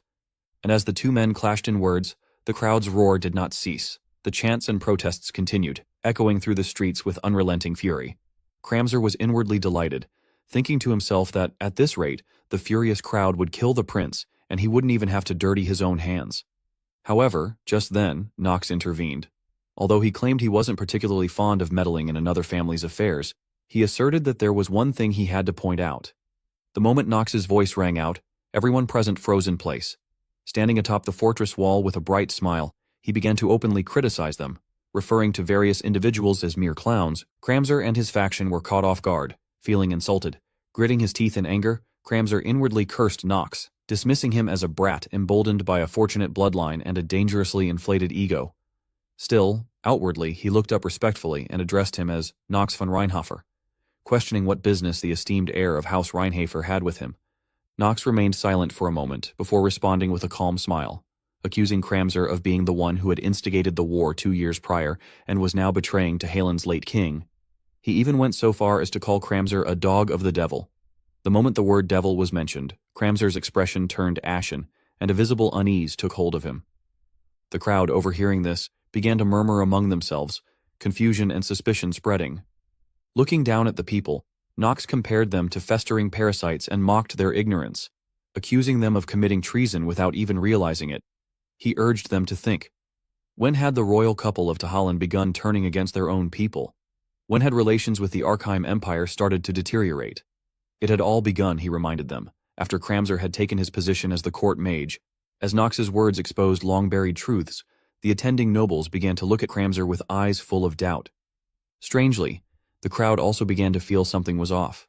Suppressed memories started to resurface, accompanied by splitting headaches. Confused voices cried out, wondering what was happening to them, some even clutching their heads in pain, saying it felt like their skulls would burst. Witnessing this, Kushan realized the horrifying truth about how widespread the brainwashing was. He thought to himself that the headaches were a sign the mind control was breaking down. Not only had Kramzer brainwashed him and his siblings, but he had also manipulated many nobles. Seeing the tide turning, Kramzer panicked and hastily tried to justify himself. He warned them not to be deceived, accused Nox of being the one who truly brought down Tajelin, and questioned whether they would really believe the words of House Reinhafer. Demanding proof that he was aligned with the devil, he threatened Nox, claiming he couldn't guarantee his safety if such rumors continued. Nox responded with a scornful tone, mocking the word guarantee as amusing. Without hesitation, he leapt down into the crowd below. This reckless act caused both May and Christopher to panic, warning him that it was dangerous and that enemies awaited him below. Yet despite descending from such a height, Nox landed unharmed. He turned to his worried companions and dismissed their concerns, saying that the situation was, in fact, the opposite of dangerous. He pointed out that although he had come down alone, not a single one among the armed crowd dared to strike him. He condemned them for being deceived by Kramzer's empty promises of eternal wealth and for exploiting the common people. As he spoke, he unsheathed his sword, and a surge of purple aura radiated from him. Enraged by the insults, the crowd's fear turned into fury. They shouted back, demanding to know how someone from House Reinhafer could dare say such things, and questioning his right to judge them. One particularly foolish man among them decided to act, shouting that Nox was alone and that if they killed him now. However, Nox merely looked at the man like he was a fool, not even bothering to acknowledge him. In the next instant, his blade sliced cleanly through the man's torso. Blood sprayed out around them as Nox spoke coldly, declaring that if someone had drawn their sword, then they had better be ready to be cut down. The others recoiled in fear, panicking as one of them exclaimed that he had really killed him. Another shouted in outrage, saying that even if Nox was from House Reinhafer, such interference in the kingdom's affairs was unforgivable. But Nox stood firmly, resting his sword upright before him, his gaze fixed on the cowardly crowd. He told them to understand clearly who it was that had pointed their sword at him, and more importantly, who it truly was that had blinded their eyes. Kramzer, watching the scene unfold, was furious, yet he didn't dare act recklessly. Then, Nox turned and called for Kushan. The latter immediately descended in response to the command. With a calm but commanding tone, Nox told him that a new king would be born in Tajelin tonight, and that he was to show it with his own hands. Kushan nodded without hesitation and answered, "Of course, Sir Nox." Without delay, he rushed toward the nearest enemy and began slaughtering them. The clash above triggered a powerful explosion, sending shockwaves through the lower levels of the city. The citizens below were thrown into confusion, unable to comprehend what was happening. Seeing the battle erupting above, Lise realized this was the signal they had been waiting for. She turned to her allies and cried out that the time had come. They were to attack. With that, her group charged forward and began cutting down those loyal to Kramzer. The entire area was soon plunged into chaos, turning into a battlefield of carnage and madness. Kramzer, like the coward he was, stood off to the side in irritation, shouting that lowly scum dared to act against him. But what unsettled him more than anything else was the terrifying strength of Nox's subordinates. Alina and May hurled enchanted potions from a distance with relentless precision. Christopher remained at the vanguard, leading the charge with unwavering might, while Princess Arya stood behind him, casting spells in support. Kramzer's face grew pale as sweat beaded down his temples. Panic set in, and he muttered to himself that the situation was turning dire. They needed to regain the upper hand somehow. Just then, his eyes locked onto Jitri, who was fighting alone. Seizing the opportunity like a true coward, he launched a surprise magical attack aimed at killing her. Jitri, unaware of the incoming danger, didn't react in time as the spell closed in. But in that critical moment, Nox intercepted the attack. He stepped in between them and blocked the incoming magic just in time. He now stood protectively before her, his eyes locked on Kramzer, no longer dismissive, but alert and serious. After all, the one standing before him now was no mere man. but a true demon. At that moment, Jitri realized she was safe and immediately grew concerned for Nox, who had taken the attack in her place. Nox, however, simply turned to her and instructed her to step back for her own safety. Meanwhile, Kramzer was seething with rage. Internally, he was in disbelief, unable to accept that his magic had been shattered with a single strike. He fumed at the thought that someone he considered a disgrace to House Reinhafer had managed to defy him so effortlessly. The other men allied with Kramzer found themselves in peril as they were being hunted down. In desperation, they ran toward him, pleading for his help, but Kramzer had no intention of saving them. With a snarl, he unleashed his magic upon his own subordinates, shouting at them to get out of his way. A wave of demonic energy erupted from him, spreading terror across the field, accompanied by the anguished screams of those who drew near. Witnessing this horrific act, Kushan cried out in shock that Kramzer was attacking his own allies. Standing beside him, Lisa's face was filled with dread, as she pointed out that a portal was forming. He was trying to escape. She insisted they had to stop him. Just as Lise had realized, Kramzer was indeed attempting to cast a teleportation spell to flee the scene. Inwardly, panic began to rise within him. He believed that if he could retreat and regroup, he might still stand a chance against Nox. But his escape plan was thwarted. A beam of magical light suddenly shot toward him at incredible speed, slicing through the air like an arrow. When it collided with the teleportation circle, it exploded on impact. Kramzer's face twisted in fear and disbelief as he questioned aloud what was happening to the portal. On the opposite side stood Nox, watching with a scornful smirk. He mocked Kramzer, questioning if that was truly the skill of the famed court magician. Magical energy still gathered in his hand, ready for another long-range attack, as he sneered at how sloppy and pathetic Kramzer had become. Sweat streamed down Kramzer's face as he anxiously wondered whether Nox had actually reverse-engineered his magic circle just by observing it. And all in such a short time, Nox began approaching him, remarking that thanks to a certain professor who had once worked him to the bone, dismantling such spells had become second nature. Inwardly, he mused that the professor had been a maniac obsessed with magic, though right now, that madness had proven useful. Soon, Nox stood right in front of Kramzer. He grabbed the man by the collar and called out for everyone to watch closely. What he was about to do, he said, would be undeniable proof that this man was, in fact, a demon. He immediately began casting a spell to expose Kramzer's true demonic form. Realizing the danger, Kramzer screamed for Nox to stop, but it was already too late. Nox's mana surged into Kramzer's body, causing his veins to rise and darken, black mist to seep from his skin, and his eyes to turn a terrifying shade of red and black. He coughed up blood, a sickening dark fluid that only demons bled. The onlookers were stunned. Someone cried out that his mana was backfiring, and another gasped at his monstrous form. The truth was now evident. Court magician Kramzer was a demon. Nox didn't hold back his contempt, declaring Kramzer a vile piece of trash, and adding that those who had followed him were even worse. Exposed and enraged, Kramzer tried to fight back. He cursed Nox, calling him a disgrace to Reinhafer. Then, with a twisted expression, he revealed the name of the demon he served.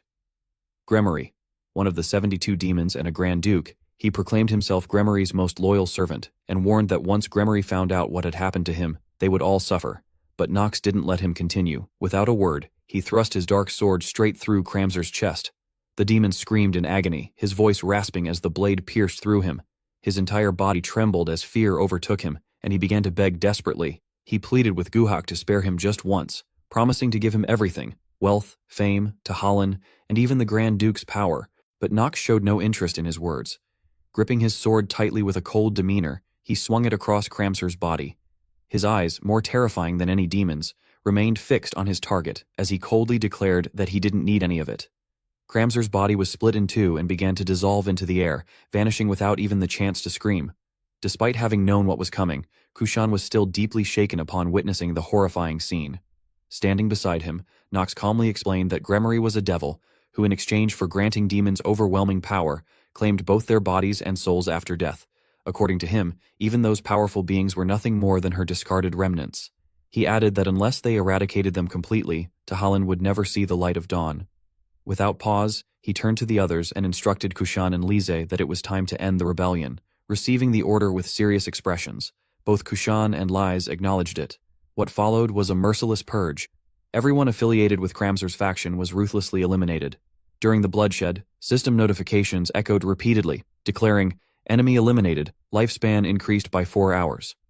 As Nox continued cutting down his enemies, he reflected bitterly to himself that although these people had indeed committed atrocities under Kramzer's orders, The act of killing his own kind merely to extend his life by a few hours felt utterly repulsive. He cursed the vile affliction he was suffering from. By the time dawn broke, a faint morning light returned to Tajelin, though the city was still soaked in the stench of blood. At that moment, the Rainharfer family's knights arrived, dispatched to protect Nox. Witnessing the aftermath, all of them were astonished. The leader of the knights silently thought to himself how he had rushed there to protect Lord Nox, only to find that the chaos in all of Tajelin had been quelled in just a single night. His gaze then shifted to Kushan, and he was surprised to see that Kushan was present as well. Recognizing him, Kushan called out his name, asking if he was Rodwell D. Ernark. Rodwell, however, cut him off, stating there was no time for greetings. He demanded to know where Lord Nox was, and warned that if any harm had come to the young master, none of them would survive the wrath of the Black Sword Knights. His eyes gleamed with killing intent, and he already had his sword drawn, awaiting Kushan's answer. At that moment, Nox appeared and instructed Rodwell to lower his sword. Upon seeing him, Rodwell immediately called out his name in relief, exclaiming that the family had been very worried. Nox responded dryly, saying that he could tell, especially considering how many Black Sword Knights had been dispatched. Rodwell replied that it was only proper to bring elite troops when it came to protecting the bloodline of House Rainhafer. Upon hearing those words, he questioned the man before him, asking whether he hadn't considered the consequences. He couldn't believe this was something his father would have done. Surely this decision had been made solely by the man himself. If any punishment were to come from it, he instructed the man to simply say that it was he, Nox, who had summoned him and left him with no other choice. Rodwell, clearly moved by Nox's attempt to protect him, seemed emotionally shaken for a brief moment. But regaining his composure, he calmly clarified that it had indeed been the Patriarch, Nox's father, who had made the decision. Nox, caught off guard by this revelation, expressed his surprise, to which Rodwell confirmed once more that it was true. Hearing such a firm answer, Nox found it hard to believe and silently questioned whether Theo had really done that. It was unexpected. Then, Rodwell asked Nox why he was with Prince Kushan. Before Nox could respond, Kushan himself stepped forward and answered that it had been his decision. He struck his chest with a clenched fist, symbolizing his loyalty, and declared that Lord Nox had saved the kingdom of Tajelin. To him, being pulled out of that hopeless pit by Nox was akin to receiving a divine blessing, something he could never repay even in a lifetime. With those words, he dropped to his knees and humbly offered his loyalty to Nox. Nox, visibly pleased, let out a laugh and remarked at the irony of it all. The king of Tajelin pledging allegiance to someone considered a disgrace of House Rainhafer, he then asked Kushan whether he could endure the mockery that might come from his people because of this decision. Kushan without hesitation affirmed that he could. His loyalty, he said, was not to House Rainhafer, but to Nox and Nox alone. At that moment, Lise also stepped forward and voiced her agreement, turning to Princess Arya for confirmation. Arya, standing beside her, smiled gently in response, silently affirming her support. Observing this newfound group of allies, Nox smiled to himself, mentally noting that 3 units were now secured and that everything was progressing smoothly. Meanwhile, standing behind them, Rodwell watched Nox's mature figure in silence, reflecting inwardly. For a long time, he admitted, he had harbored a faint sliver of doubt about the young master. But now, that doubt had vanished completely. Witnessing Nox take responsibility for the actions of his subordinates and gradually earning their unwavering loyalty, Rodwell felt certain. The young master, before they had even realized it, was beginning to embody the presence of a true sovereign. But just then, a red alert rang in Nox's ears. A short-term negative trait had been activated. The trait labeled Dead Count was now in effect. Immediately, his body weakened significantly, nearly causing him to collapse. Another notification soon followed, informing him that his physical abilities had decreased by an additional 5%. The system explained that the trait would only be removed once his remaining lifespan increased by more than 30 days. Eyes wide and lips trembling, Nox held a hand to his mouth and wondered why the negative trait had activated when his remaining days were under 10, but now required over 30 days to be removed. A sarcastic thought crossed his mind. Should he have filed a complaint to the developers asking for a patch? Noticing his unusual expression and unstable condition, Jitri grew alarmed and cried out in concern, asking if he was all right. Though clearly weakened, Nox forced a smile and reassured her not to worry. Deep inside, however, he reminded himself that soon his remaining lifespan would increase significantly, and the one he awaited was the real demon, the being responsible for turning this place into a twisted and manipulated domain. The group had begun their journey to hunt down the demon, traversing a vast desert filled with sand and wind. As they moved forward, the system displayed a chilling message. Player's remaining lifespan: 9 days. Nox, still recovering from the recent battle, was visibly weakened. He kept coughing, his health clearly affected, and the rapidly diminishing lifespan only made matters worse. Internally, he cursed himself, lamenting that among all the traits in inner lunatic, he had chosen life-limiting. He knew this disaster was entirely of his own making. Sweat dripped down his face as he muttered silent profanities. Alina, quick to notice his deteriorating condition, shouted out with concern, asking if he was feeling unwell, and pointed out that he hadn't taken any rest before plunging into the desert. But almost instantly, her expression shifted disturbingly. With a flirtatious grin, she offered him her lap to rest on, her tone disturbingly suggestive. The sudden change made Kushan, who was riding nearby, visibly uncomfortable. Nox, unfazed but irritated, immediately refused her offer and resumed his internal monologue, thinking how he couldn't even admit he was sick. Playing the villain, he thought, was such a tiring role. Elsewhere, Christopher was having a completely different reaction. Full of energy and enthusiasm, he began setting up camp with the other followers. He confidently instructed his subordinates to pitch tents and declared that the young master need not worry. His over-the-top behavior made Nox sigh and ask him to tone it down a bit. Annoyed, Nox couldn't help but think that his companions were all a bit insane, so frivolous, so unserious. And yet, not everything was bad. He reminded himself of the demon he sought. Gremory, the demon of honesty and sorrow. Among the 72 demons, she was the only one who didn't interfere with the main storyline. Hidden deep within the desert and protected by a magical barrier, most players never even realized she existed. But Nox saw an opportunity. If used well, Gremory could become a powerful asset, not just to extend his lifespan, but to serve as a crucial trump card in desperate times. Eventually, the group stopped their march as a mysterious wall loomed ahead. Nox turned to the others and told them not to act on their own, instructing them to follow his lead from this point forward. Christopher quickly responded with military-like obedience. Kushan echoed the sentiment, reaffirming his loyalty to the young master, Alina. Cheeks flushed and tone dripping with affection, eagerly promised to obey whatever Nox desired. Nox paid her no mind. Focused, he began casting a spell. Advanced Barrier.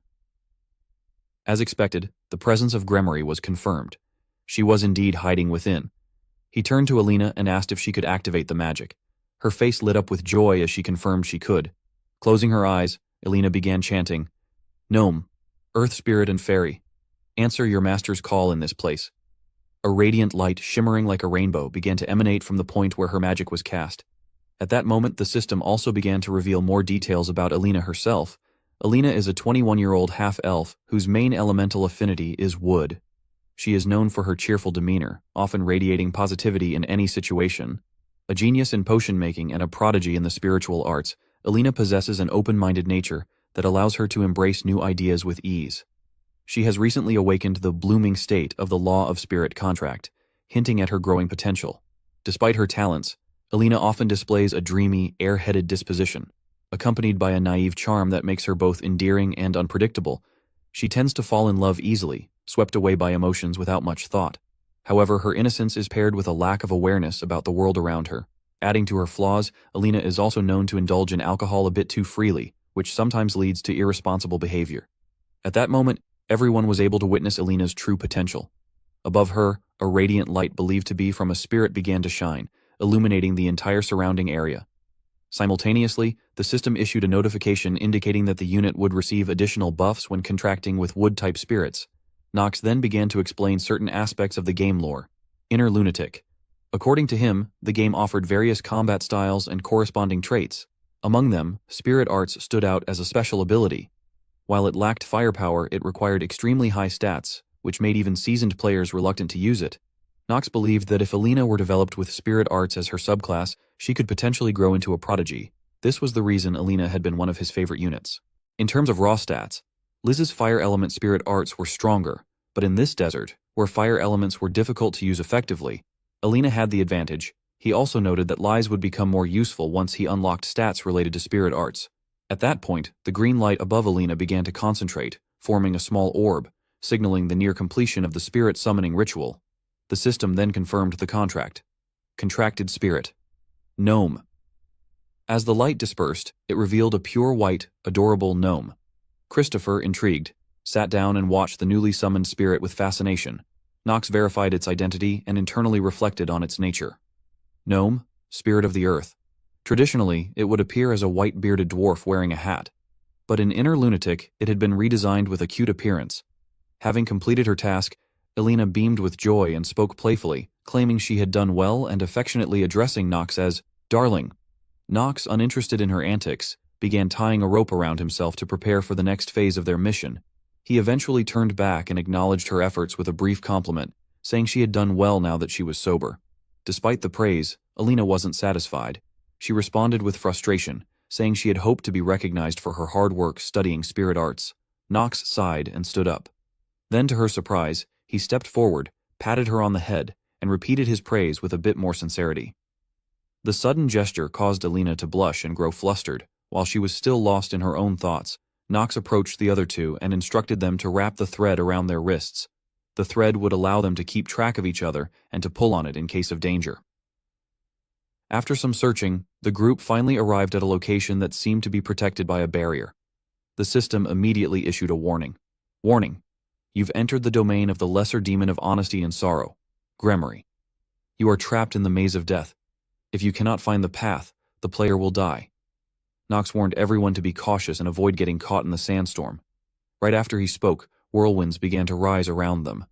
He silently analyzed the situation, realizing that it was a sand-out phenomenon, intended to obscure their vision. What made it worse was the fact that the entrance to the ruins shifted every hour. However, he believed that Gnome could solve this problem. Suddenly, the spirit gnome noticed something. It let out a sound and rushed in a specific direction. Alina seemed to understand its meaning and urged the others to follow, excitedly calling Nox darling again. However, her expression made Nox visibly uncomfortable. Irritated, he told her to let go of his hand before speaking. Without further delay, the entire group followed Gnome's lead. Eventually, Gnome stopped at a location that appeared to be a dead end. The group halted with caution, staying alert to what might happen next. At that moment, the group encountered a massive pit ahead. Christopher, upon realizing what it was, reacted with alarm, recognizing it as a type of sand dune with a dangerously steep drop. One misstep could cost them their lives. The gnome suddenly grew more agitated, gesturing excitedly toward the depths below. It seemed to be trying to tell them that what they were seeking lay at the bottom. Alina, catching on to the creature's intent, began to feel a hint of unease. Christopher, curious and slightly concerned, approached her and asked what the gnome was trying to say, but instead of answering, Alina, displaying her usual recklessness, offered no explanation. Without hesitation, she leapt into the abyss with the gnome, leaving the rest of the group behind with only a single sentence: that they should simply follow. Nox, witnessing the impulsive act, found himself speechless. He couldn't help but think to himself that this version of pathfinding was nothing like he had imagined. Left with little choice, the rest of the group followed her lead and began sliding down the steep sand dune. Christopher, far from nervous, wore an enthusiastic expression as he exclaimed that the experience reminded him of a training exercise he once did with his squad during night class. Apparently, they had enjoyed his company so much that they had pushed him off a cliff, an experience that, according to him, this moment vividly brought back. Nox, on the other hand, felt no such excitement. Inwardly, he scoffed, thinking that Christopher's story clearly described bullying more than camaraderie. After an intense descent, the group found themselves suspended mid-air near the bottom of the dune, only to realize they were falling straight into a cavern below. The fun quickly vanished from Christopher's face as he shouted that they were about to crash into the ground. Nox, however, remained calm. He swiftly activated a mana shield, a technique he had learned from Professor Ras. Violet mana surged from his hands and formed a protective barrier around the group, allowing them to land safely. Reflecting on the situation, Nox acknowledged that while the spell was still difficult to manage in combat, it was perfectly suitable for situations like this. As the group composed themselves and began scanning their surroundings with caution, Christopher exhaled in relief and remarked on the vastness of the ruin before them. He praised Nox's keen insight, claiming to be thoroughly impressed. But before the mood could settle, Kushan seemed to sense something unusual. He swiftly signaled Christopher to keep quiet and warned the group to be on high alert. Something was coming. The noise in the distance grew louder and was steadily approaching. Soon, the source became unmistakably clear. Monstrous insects and bug-like creatures, terrifying not only in appearance but also in sheer size. Within moments, the group found themselves surrounded on all sides, forced to stand back-to-back in a defensive formation.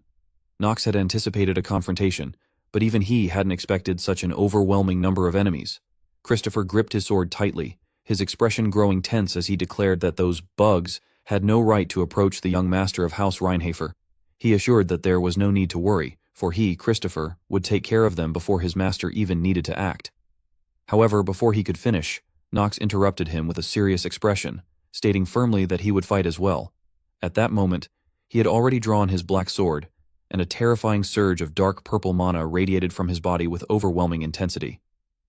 Internally, Nox acknowledged that although it wasn't much, every bit of his remaining lifespan was precious. Meanwhile, elsewhere within the labyrinth, a woman sat alone, reaching her hand toward the faint rays of light that filtered into the cavern. She complained that she had intended to use Cramser for a greater cause, but because of some brat who had appeared out of nowhere, everything had gone to waste. She was clearly referring to Nox's group, accusing them of daring to set foot in the domain of the Great Gremory. She swore they would be taught a lesson. Her voice then turned eerily mystical as she announced that they would now have to face the trial of that ruin, one named Honesty and Sorrow. While the battle against the massive insect monsters raged on, the system suddenly notified the players. The players' remaining lifespan had been restored to 14 days. However, it also issued a warning that the negative trait was still in effect. In order to remove the effect of the trait known as dead count, the player's lifespan needed to be extended beyond 30 days. Nox quietly reflected on this, recognizing that dead count was a debilitating trait that restricted a player's actions in various ways. It reduced stats by a certain percentage, imposed multiple penalties, and created additional disadvantages. Even after defeating numerous enemies with the debuff still active, his lifespan hadn't increased beyond the 14-day limit. After a long period of relentless combat, the monsters were finally wiped out, their corpses now piled high around the battlefield. Kushan confirmed that things had more or less settled. Nox, while assessing the battlefield, silently acknowledged not only Kushan's combat prowess, but also the exceptional swordsmanship of Christopher. It was, after all, the sword of the knight so dearly valued by Theo. He recalled the moment they unleashed the technique, Frozen Blade, a sword art of immense destructive power and precision. The technique comprised 9 forms, categorized into the first phase, middle phase, and final phase. At first, Nox had thought Christopher was merely a talkative old man, but now he realized that the captain of the Black Sword Knights was something else entirely. He then turned to Alina and praised her, saying she had done an excellent job, especially with her progress in learning spirit arts. He told her she had contributed in many ways this time. Alina, pleased, remarked that perhaps all the training she had done with May during their free time had finally paid off. Nox inwardly remarked on May's incredible self-sacrificing nature, getting hit by Alina's potion, healing, and then taking hits again, only to heal once more in endless repetition.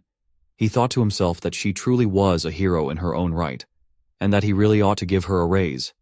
After that, Gnome guided them forward, leading the group to a massive gate. When they pushed it open, they were met with a chilling sight. Towering statues of monsters that looked incredibly lifelike and terrifying. Kushan observed that, as expected of a demonic ruin, monsters seemed to spawn endlessly. Christopher, concerned, asked Kushan to step aside, declaring that he still had enough strength left to swing his sword. Without hesitation, he struck the leg of one of the statues. Yet, to everyone's astonishment, the damaged portion quickly regenerated as if nothing had happened. Shocked, Christopher exclaimed in disbelief, questioning how it was possible when he had clearly seen the statue being struck. It was then that Nox calmly instructed everyone to remain still, explaining that most of what they were seeing were illusions. Christopher, still unwilling to accept it, asked if that meant they weren't actually fighting real enemies, and then wondered aloud how they could distinguish reality from illusion. Nox thought to himself that what lay ahead required knowledge that only a seasoned player would possess. Normally, one would have to struggle through the maze and defeat the beasts within. However, with the right trick, the whole ordeal could be bypassed effortlessly. Alina, still uncertain about Nox's decisions, hesitantly asked how he could be so sure of the correct path. Nox merely smiled, keeping his thoughts to himself. The first trick, he recalled, was to keep moving in the direction toward which the skull decorations were bowing. That path would lead directly to the boss room. Then, standing before a massive skeleton, Nox drew his sword and announced to everyone that they should prepare for battle, for the beast that would appear in this room was no illusion. As soon as he finished speaking, he launched a relentless assault on the surrounding statues, all while thinking to himself. The second trick was simple. One could determine whether a monster was real or not by checking if the skull wore a ring on its index finger. The unique magic power within the ring attracted beasts. It was a trial designed to blur the line between illusion and reality, gradually severing the challenger's connection to the outside world. But to him, it was meaningless. The trials of honesty and grief only appeared to those who strayed from the correct path. He had no intention of making such mistakes. He was only following the true route. Eventually, the group stood before yet another door. They pushed it open, and there, seated in the center of the room, was a lone figure waiting for them. It was a skeleton. It addressed them with a chilling voice, calling them foolish creatures, and declaring that they had finally reached this realm. There was no longer any reason for it to hide. Then, with a sudden scream, it let out a deafening cry, commanding them to sleep, along with this trial. At that moment, a thick cloud of dust spread rapidly throughout the room, engulfing everyone. The group fell into panic, their minds racing with fear and confusion over what was happening. Nox, however, remained calm. He assessed the situation with a cool gaze, mentally noting how flashy this so-called final outburst was. Almost simultaneously, a notification from the system appeared, stating that the player had seen through the illusionary scenery. The poison status would be ignored, and no damage would be taken. His eyes lit up with determination. In one swift motion, he swung his sword, cutting through the surrounding dust. His voice rang out clearly and forcefully as he shouted that enough was enough. He declared that it was time to end these meaningless, boring trials and demanded the being to rise. The skeleton appeared enraged. It let out a dreadful laugh and remarked that an interesting kid had entered. It acknowledged that Nox's defeat of Cramser had not been a fluke after all. Those who had accompanied Nox were visibly shaken by this revelation. In their panic, they stammered and questioned aloud whether this could truly be what they feared. Nox answered them with composure. He confirmed that it was exactly as they suspected. This was Grand Duke Gremory, one of the 72 demons, the very beginning and the end of the tragedy tied to the Tajelin kingdom. The female demon, wearing a twisted smile, expressed her fascination. She admitted that he was the first human she had seen in these ruins who hadn't succumbed to her illusions. She was genuinely curious about how he had done it. Kushan, filled with fury, called her out, accusing her of being the demon who had brainwashed Cramser and conspired to devour Tajelin. He declared that the deception would end now, but the demon only scoffed at him. With a mocking tone, she questioned his use of the word deception. She reminded them of her nature. She was the demon of honesty, as long as humans existed, and with them, the divisions of class. The downfall of Tajelin was no lie. Reality, she said, was often more cruel and devastating than any illusion. All she had done was reveal the truth and the natural order that resided within her. Then she addressed him directly, calling him Little Prince. Kushan lost his composure and demanded to know why such a thing had been done. But before he could say more, Nox quickly interrupted him, telling him that it was enough. He explained that there was nothing more pointless than asking a demon for its motives. With a mocking smile, he added that perhaps it was because of resurrection. The demoness, beautiful and composed, responded with a gracious smile, noting how surprisingly knowledgeable the young boy was. Far more so than the prince, she confirmed his guess, admitting that he was right. Nox, seemingly satisfied with having steered the conversation in his intended direction, chuckled inwardly. Then he offered to share even more knowledge, mentioning, almost casually, the archangel who had once sealed the demoness in the past. That revelation visibly stunned her. She asked how he could possibly know that. Nox replied calmly that yes, he was just a human, but one who knew all her weaknesses. Infuriated, the demoness shouted back at him, questioning his smug tone and reminding him of her rank as a Grand Duke. She insisted she could crush a mere human effortlessly, but Nox remained composed. Closing his eyes, he addressed her by name, Gremory, and told her to end the pathetic charade. He revealed that he had known everything from the beginning and had merely played along with her meaningless trials.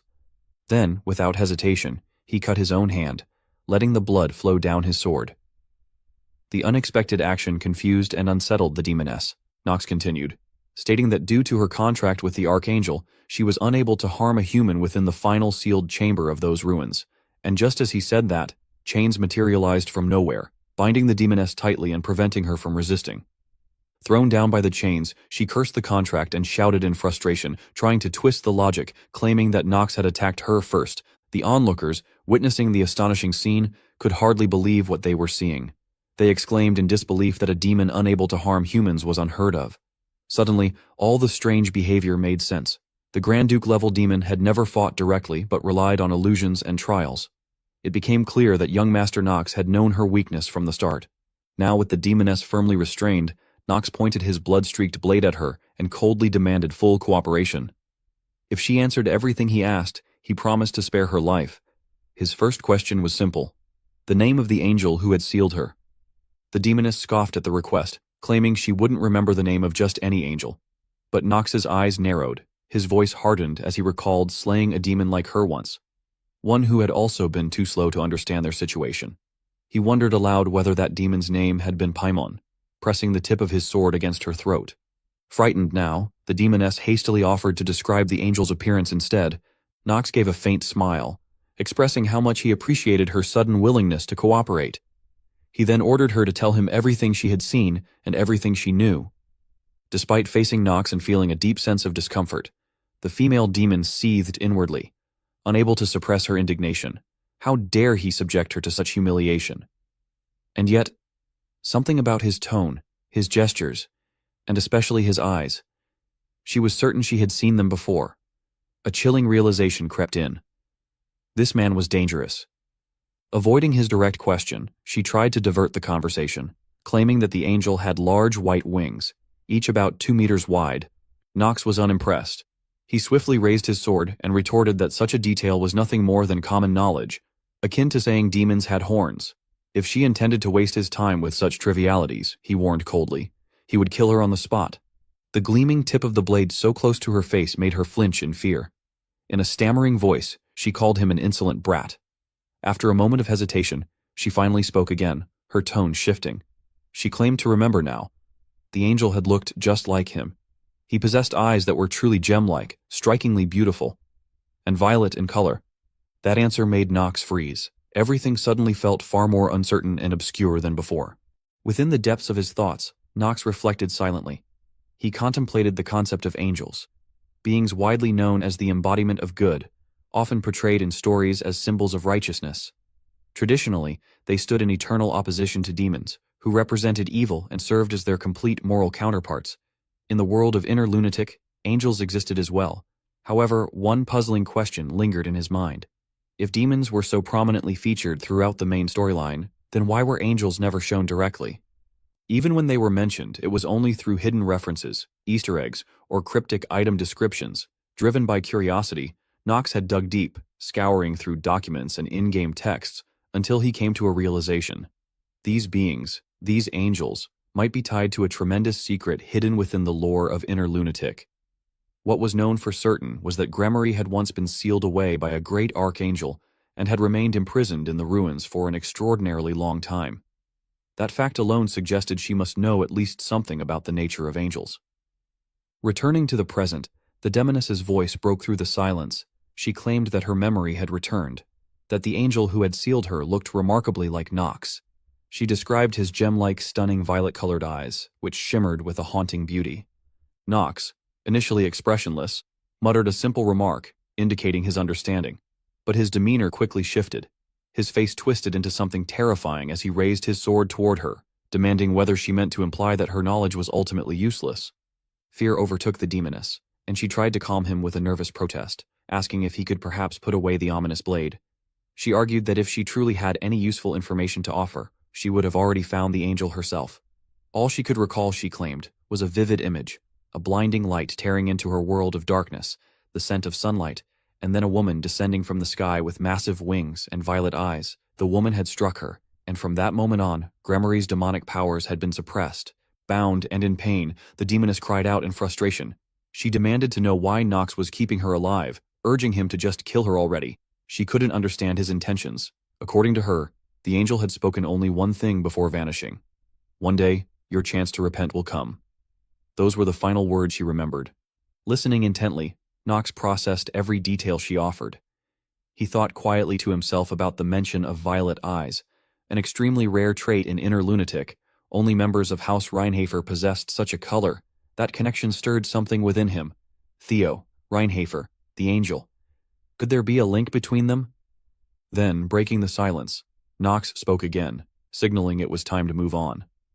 The demoness, terrified and pitiful in appearance, asked with dread whether there was still more to come. Without a trace of emotion, Knox solemnly declared his next demand.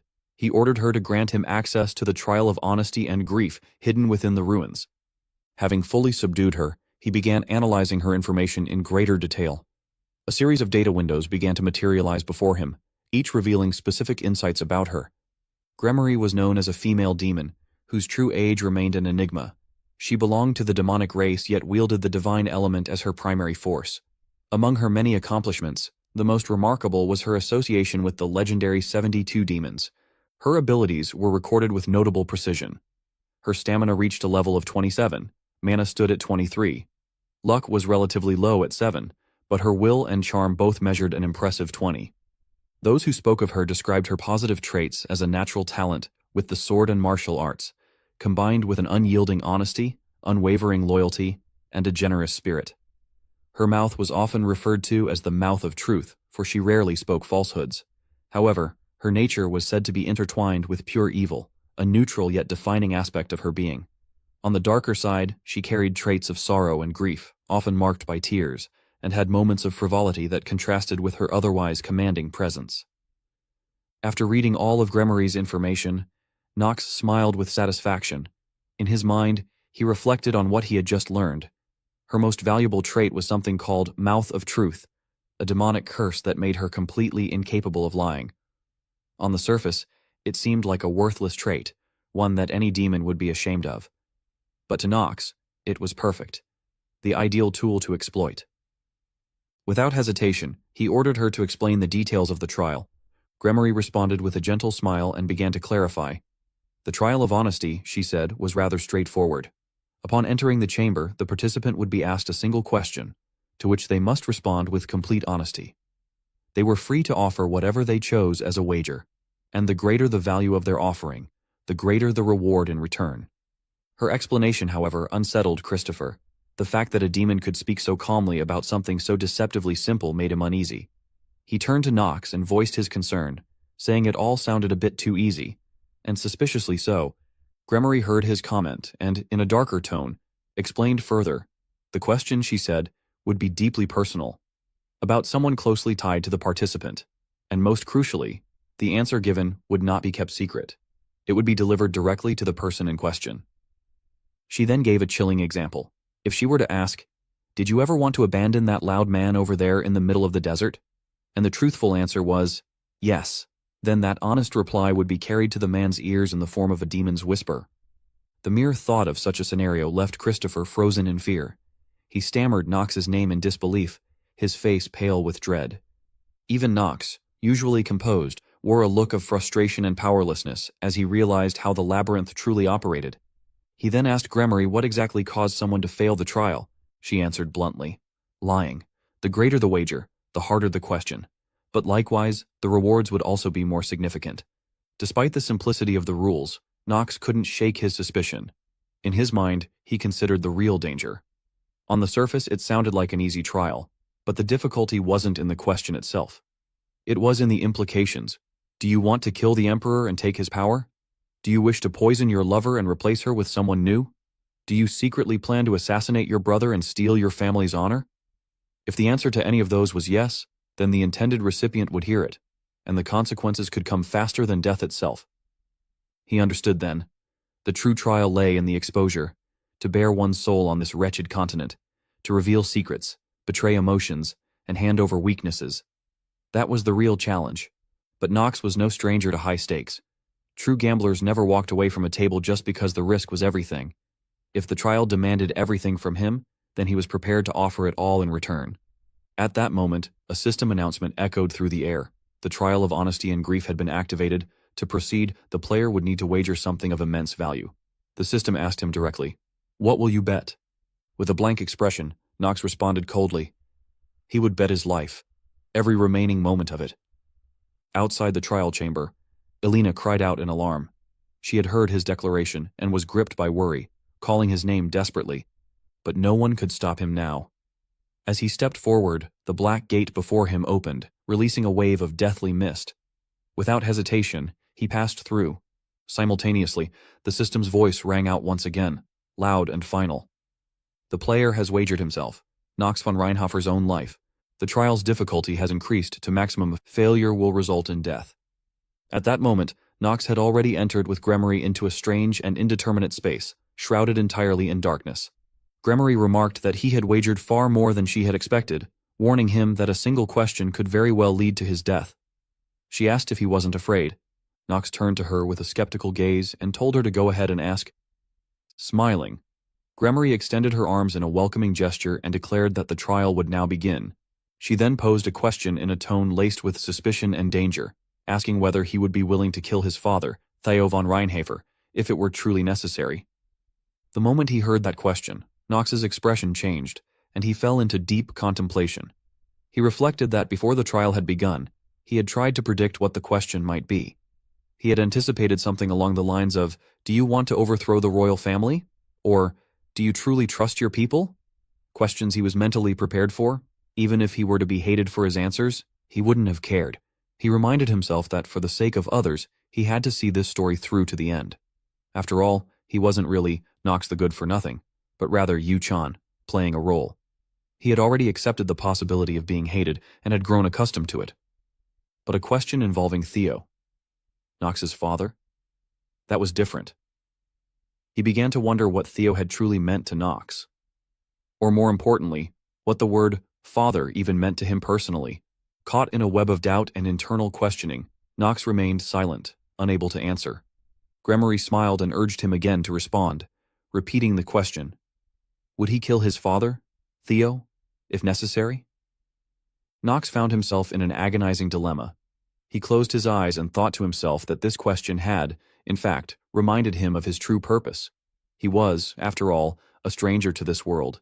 He needed to find his memories, to understand why he had been brought here, and above all, he had to eventually find a way to leave this world. With that in mind, he finally responded that yes, he could kill Theo von Reinhafer even if he was his father. If anyone stood in his way, he would kill them. His answer was met with heavy silence. Moments later, a surge of black energy engulfed Nox, and both he and Gremory were transported out of the sealed chamber. Though his response had not been the one he had hoped to give, his sorrowful expression revealed the emotional weight of choosing a path bound to the harsh current of truth. At that very same moment, far away in Theo's office, the man was in the midst of writing a letter. Suddenly, his hand began to tremble, as if he had sensed a terrible omen. Rodwell, the head butler who was present at the time, addressed him, asking if something was wrong. Theo's face had gone pale and tense. It seemed he had sensed something terrible had just occurred. His eyes darkened more than ever before. In Theo's office, while he was writing a letter, a mysterious voice suddenly echoed in his mind. It declared solemnly that he, the patriarch of House Reinhafer, Theo von Reinhafer, would be killed by his own child, Nox von Reinhafer, if necessary. The words struck him like thunder, his expression darkened, and he could no longer maintain his composure. Sensing the shift in Theo's demeanor, the butler asked with visible concern if he was all right, noting that he didn't look well. After a brief pause, Theo managed to collect himself and replied that it was nothing, as if nothing had happened. But in truth, his mind was still spiraling, consumed by the words that had invaded his thoughts. He questioned internally why he would feel shaken now. Hadn't he always known a day like this would inevitably come? He reminded himself of the secret and the curse that every head of House Reinhafer was burdened with, passed down from one generation to the next. Even his father and grandfather had been unable to escape the tragic fate. And to break this endless cycle, to bring it to a definitive end, Nox, his child, would have to kill him one day. Though he had always presented himself as a cold and composed man, his hand began to tremble at the realization that he was destined to be slain by his own son. Despite knowing this fate, Theo found himself wondering, every time he watched his child grow stronger, so full of ambition and potential, if it was truly impossible for him to hand over the position of patriarch willingly, like the heads of other families, instead of by dying. He admitted to himself that he had lived by suppressing emotions unbefitting of a Reinhafer, and perhaps, he thought, he was starting to grow soft. Letting the pen fall from his hand, Theo turned to Rodwell, the butler, and told him that they should take a walk. The two of them strolled together down the hallway until Theo paused before a window, gazing out at the rain pouring from the gray sky. He asked Rodwell how long he thought it would take. Rodwell, puzzled, asked what Theo meant. Theo elaborated that, since Rodwell had just returned from a mission, he should have some sense of it. He explained that Nox must harbor deep hatred toward him, the father who had failed to protect his mother, making Theo, essentially, the boy's sworn enemy. Theo then asked how long it would be before Nox drove a sword into his heart and succeeded him as patriarch. Rodwell, taken aback and visibly anxious, stammered that he wasn't sure, but if he had to guess, it might happen much sooner than expected. Hearing this, Theo responded with a calmness that seemed almost unnatural. He remarked that he understood, and that there wasn't much time left. Outside, the rain continued to fall, like the weeping of a father burdened with a grief too profound for words. Back with Nox's group, after receiving his answer, Gremory gave a satisfied smile. She commented, even as a demon, that she still couldn't understand how a child could be so cold toward their own parent. Nox tensed at the remark and demanded curtly that she hand over the reward. Startled by his coldness, even Gremory grew wary. She snapped her fingers, and his reward materialized before him. At that moment, the system announced that he had obtained the artifact known as the Mirror of Sealing. The item was called the Mirror of Sealing. It belonged to a unique category, classified simply as Other. It was of the highest grade and had no specific attribute attached to it. The mirror could not be stacked, nor was it bound by any equipment restrictions. Upon receiving the reward, Nox picked it up and examined it. Seeing this, Gremory spoke up again, a hint of concern in her voice. She warned him that the artifact was extremely dangerous, and urged him to handle it with care. Nox simply looked at her and smiled faintly, clearly knowing better than anyone just how dangerous it truly was. And as his cold, piercing eyes glinted with silent understanding, the system issued one final message. Special effect. Seals the subdued target into a mirror world. The target loses most of their power and cannot escape until the owner permits it. Gremory sensed the danger in Nox's eyes, and fear overtook her. She stammered in disbelief, questioning what that look meant and whether he was truly intending to use it. But Nox remained indifferent. Without hesitation, he activated the mirror, turning it toward her. He declared that he was using the Mirror of Sealing and identified the target clearly. It was one of the 72 demons, the Archduke of Honesty and Grief, Gremory. A system notification immediately followed, announcing that the artifact had been activated. The Mirror of Sealing had begun the process of sealing the designated target, Gremory. Within seconds, dark energy resembling invisible chains erupted from the artifact, binding Gremory's body. She struggled violently and screamed, demanding that he wait and calling him a maniac. As panic set in, another system message confirmed that a negative trait, dead count, had been removed. It reported that by using the artifact, Nox had gained 131 days of life, bringing his remaining lifespan to 145 days. Moments later, Gremory's figure had been completely absorbed into the mirror. Nox, unfazed, calmly confirmed that she had been captured. He then handed the mirror to Kushan, telling him that this piece of trash had nearly destroyed his kingdom, and from now on, it would serve as a pawn in their fight against demons. From within the mirror, Gremory howled in fury, demanding to know how he dared to do such a thing to her. Nox ignored her curses and lifted the mirror toward the sunlight.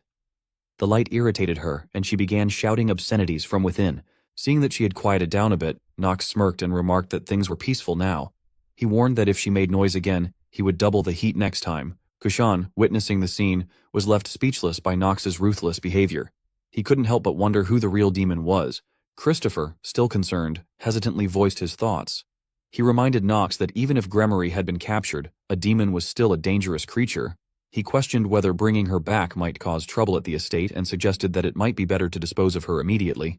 Nox brushed off the concern with a simple explanation, stating that as long as no one found out, it would be fine, and that the discussion should end there.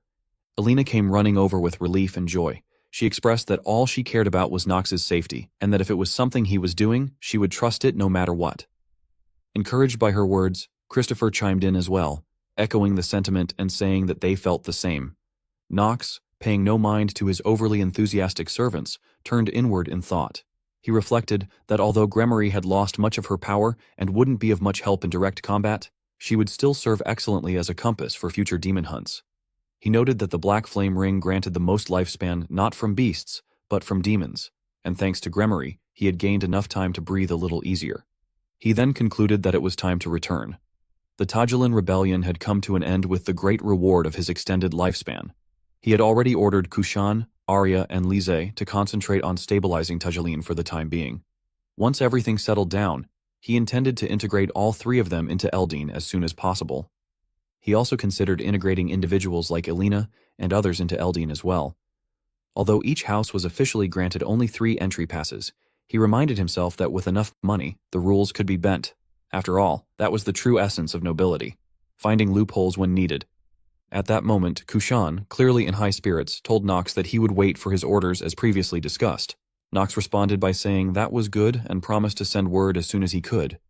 Inwardly, however, he admitted to himself that even the mere sight of desert sand now made his skin crawl.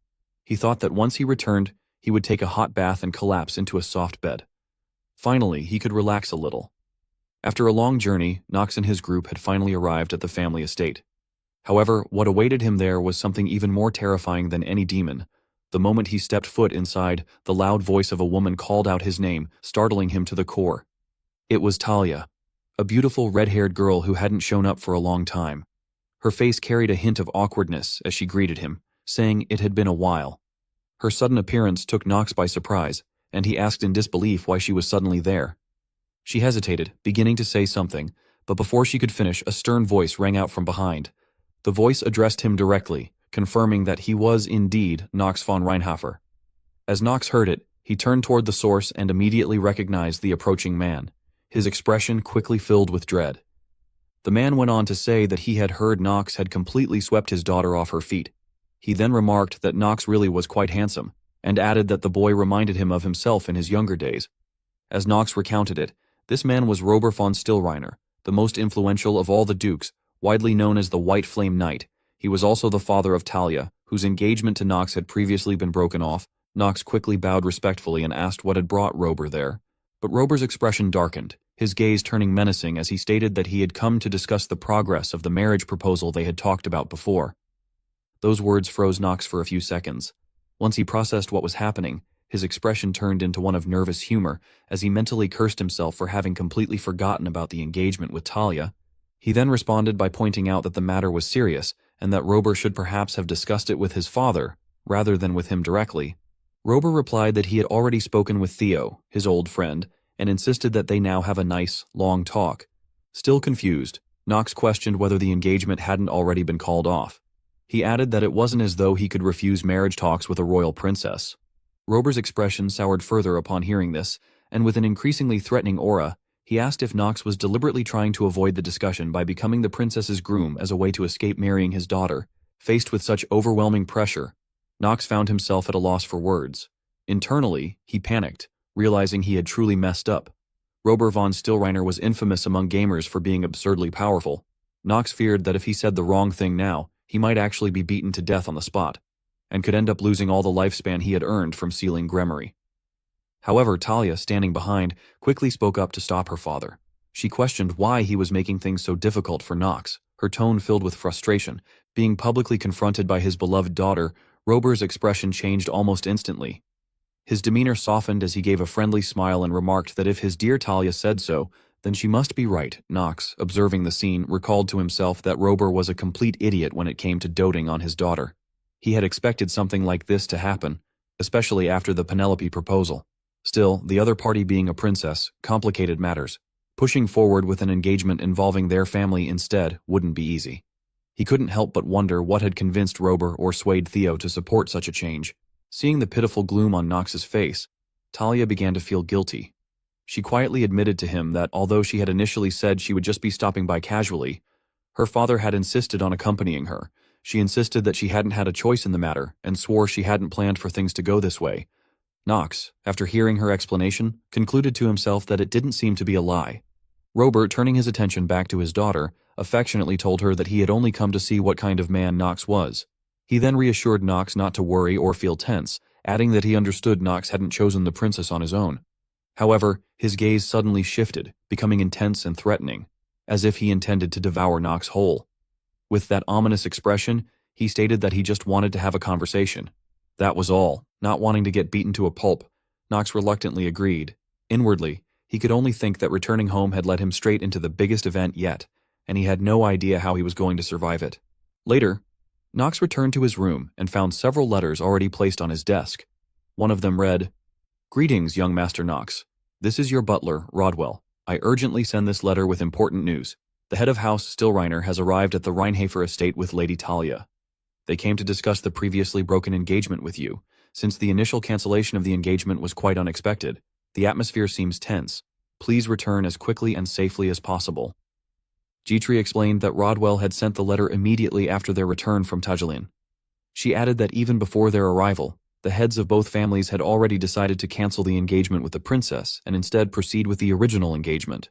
Knox gave a strained laugh and commented that with one side being a royal princess and the other a duke's family, it might be safer for him to simply run away at this point. Gitri responded that it didn't seem like House Stillreiner would let things go so easily this time. Knox agreed, noting that she was right. He'd have to figure out how to explain everything to Lord Robert. Gitri concurred, saying that their first priority should be emphasizing that the cancellation hadn't been Knox's decision. Until then, she would ensure the servant stayed in line to maintain Lord Robert's trust. Grateful, Knox thanked her and reflected inwardly that, as expected of Gitri, Her composure was exactly what one would expect from a support genius. He recalled that support genius was an extremely rare trait, found in only 1 or 2 characters across the entire game of Lunatic. It usually appeared only in the late game, which meant that G-Tree was basically unmatched at this point. Just as she had said, if the engagement with the princess had been due to royal command, then ideally Theo would accept that House Reinhafer had no choice in the matter. The real problem, however, was that Theo had probably heard rumors that Nox might be capable of killing him. The thought alone made Nox hesitant to even face the man. At that moment, Rona teasingly remarked to Nox, questioning just how many girls he had been involved with. She exclaimed that at this point, trying to count them all seemed entirely meaningless. Hearing that, Nox was instantly enraged. He warned Rona with a chilling threat, implying that she must be eager to see what hell looked like first, and that he'd be right behind her, urging her to pave the way like a proper servant should. Only then did Rona realize that she had crossed a line, but by then, it was already too late. Just then, a knock came at the door, calling for Nox. It was Talia. She introduced herself somewhat hesitantly and asked if he could open the door. G-Tree leaned in quietly and asked Nox what he planned to do. Nox responded that there was no other choice. He needed to go out. As he walked toward the door, he thought to himself that the key to resolving the current situation lay with Talia. He reminded himself that he had also prepared a trump card for this scenario. Now was the time for Nox to let his face shine.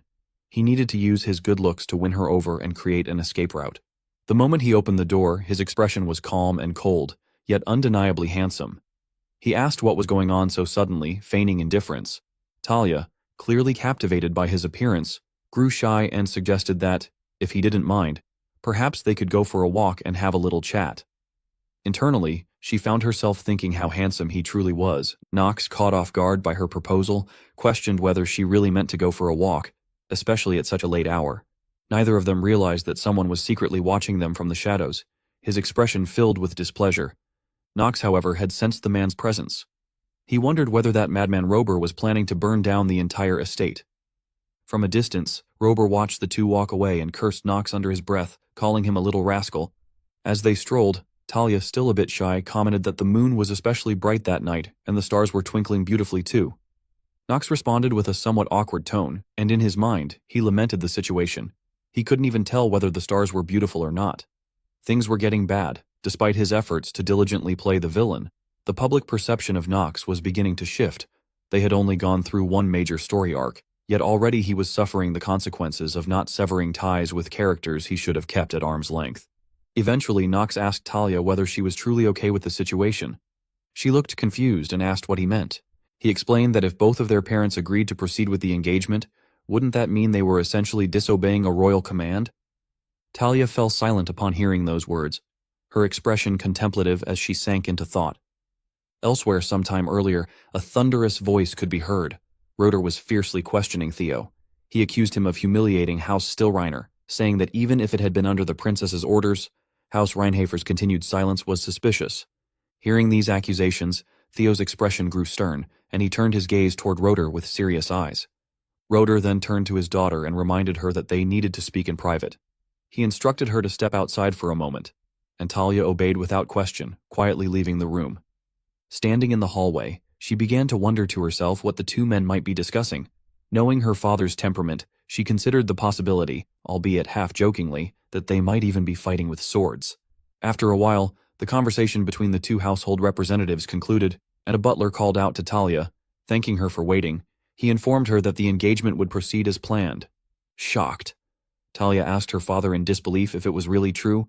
Roder, brimming with confidence, reassured his daughter, reminding her that he had said everything would return to normal. Overjoyed, Talia ran to embrace her father, thanking him exuberantly and exclaiming that she would gladly tie his necktie 1,000 times over. Yet only seconds later, her mind began to swirl with questions. She recalled how, at that moment, she had been so happy that she couldn't even think straight. But soon, doubts crept in. What had become of the engagement with the princess? What exactly had her father and Lord Theo discussed behind closed doors? Her turbulent thoughts were suddenly interrupted by Nox, who told her that the most important thing wasn't the royal decree or their family's status. It was her own will. He asked what it was that she truly wanted. With a hint of sorrow, Talia admitted that she didn't really understand complicated matters and knew she had many shortcomings, but confessed that she didn't hate the engagement. Nox, maintaining a calm expression, simply acknowledged her response. Inwardly, however, he recalled the version of Talia from the game, that Talia had been like a disaster. She had gotten Nox killed, and in the end, with hollow, vacant eyes, had driven a sword into his heart, driven by a twisted longing. They had been cursed to be a tragic pair, forever haunted by the bond they shared, but that had only been the Talia he remembered from the game. At that moment, Talia spoke up, telling Nox that he had something he needed to do. Nox was surprised by her question. She continued, saying that she could feel it. She mentioned that she had watched him working tirelessly at the academy, studying all night in the library and endlessly swinging his sword at the training grounds. Observing him like that had made her realize something.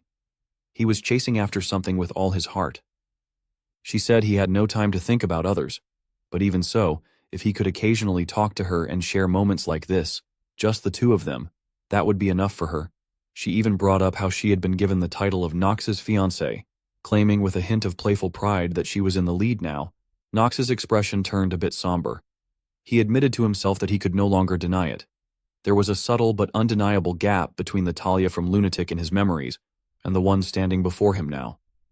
He silently remarked that she was far too naive.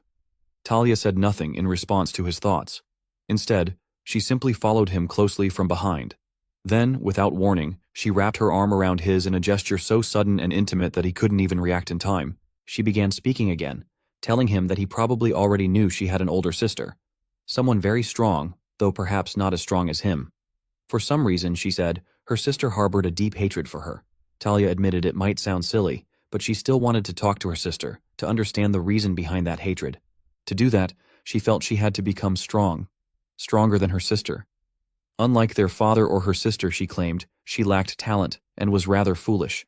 Even so, she believed that she could grow stronger one day. She said she wouldn't give up. Not on her sister, and not on Nox either.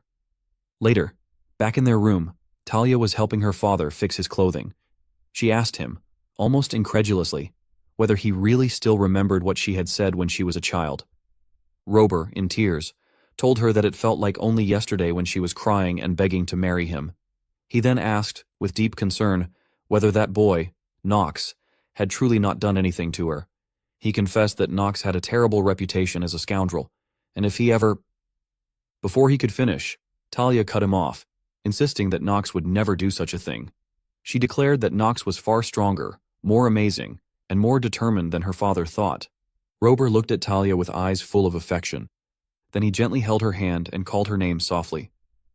He told her not to let her sister's feelings hurt her too deeply. No matter what happened, he said, both she and her sister were his precious daughters. Her sister was just a bit tired, and with time, things might change. Talia nodded, telling him it was okay now. She said she would become strong enough to earn the chance to speak with her sister. And then, in her mind, she recalled what Nox had once told her, that if she wanted to chase after her sister, she should go. He had told her to forget the pain, clear her mind, and that he believed she would overcome it. His words of encouragement had taken her by surprise. As he turned to leave, he added that the Talia von Stillreiner he knew was a strong person. Back in the present, Talia continued her conversation with her father. This time, she beamed with joy and mentioned that she now even had a husband who truly believed in her, giggling as she said it. Hearing that his beloved daughter had allowed another man to take her heart, Rober grew visibly irritated. That unpleasant look returned to his face, and he silently resolved to himself that it wouldn't do. He would really have to strangle that bastard with his own hands. Talia overheard this remark and immediately tried to calm him down, pleading with him not to lose his composure and addressing him both formally and as her father. At that moment, Rober was walking through the corridor. Unfortunately, he happened to run into Nox there. With a calm and composed voice, Nox greeted him respectfully. Bowing slightly, he apologized for the trouble that had arisen due to the engagement matter. Rober was somewhat surprised by Nox's attitude and responded that since Talia believed in him so deeply, he would say no more about it. He then noted that Nox's father, Theo, was the leader of the Dark families, and that he was well aware of Theo's plan to rebel against the royal family. Rober added that he sincerely hoped Nox would succeed, because if the royal family fell, then Nox and Talia could be together, couldn't they? With that, Rober walked away, laughing heartily. Nox let out a sigh of relief and thanked him. Internally, he reflected that this must have been the private conversation between Theo and Rober that Talia had mentioned earlier. It was now clear to him. House Stillreiner had likely caught wind of Theo's rebellion plan. The primordial god. Arden was said to have created humanity, and it was in that place that the engagement took place in secret. Talia, standing beside Nox, whispered an apology to him, saying that she had not thought her father would demand such a formal engagement ceremony. Nox reassured her that it was fine and that it wasn't something she could have foreseen. The priest conducting the ceremony then called upon the children of both houses to exchange the sacred symbols of engagement. Talia slipped the engagement ring onto Nox's finger, and as he looked at it, he reflected to himself that it was the symbol of a vow, an enchanted ring infused with mana that temporarily restored about 10% of one's power.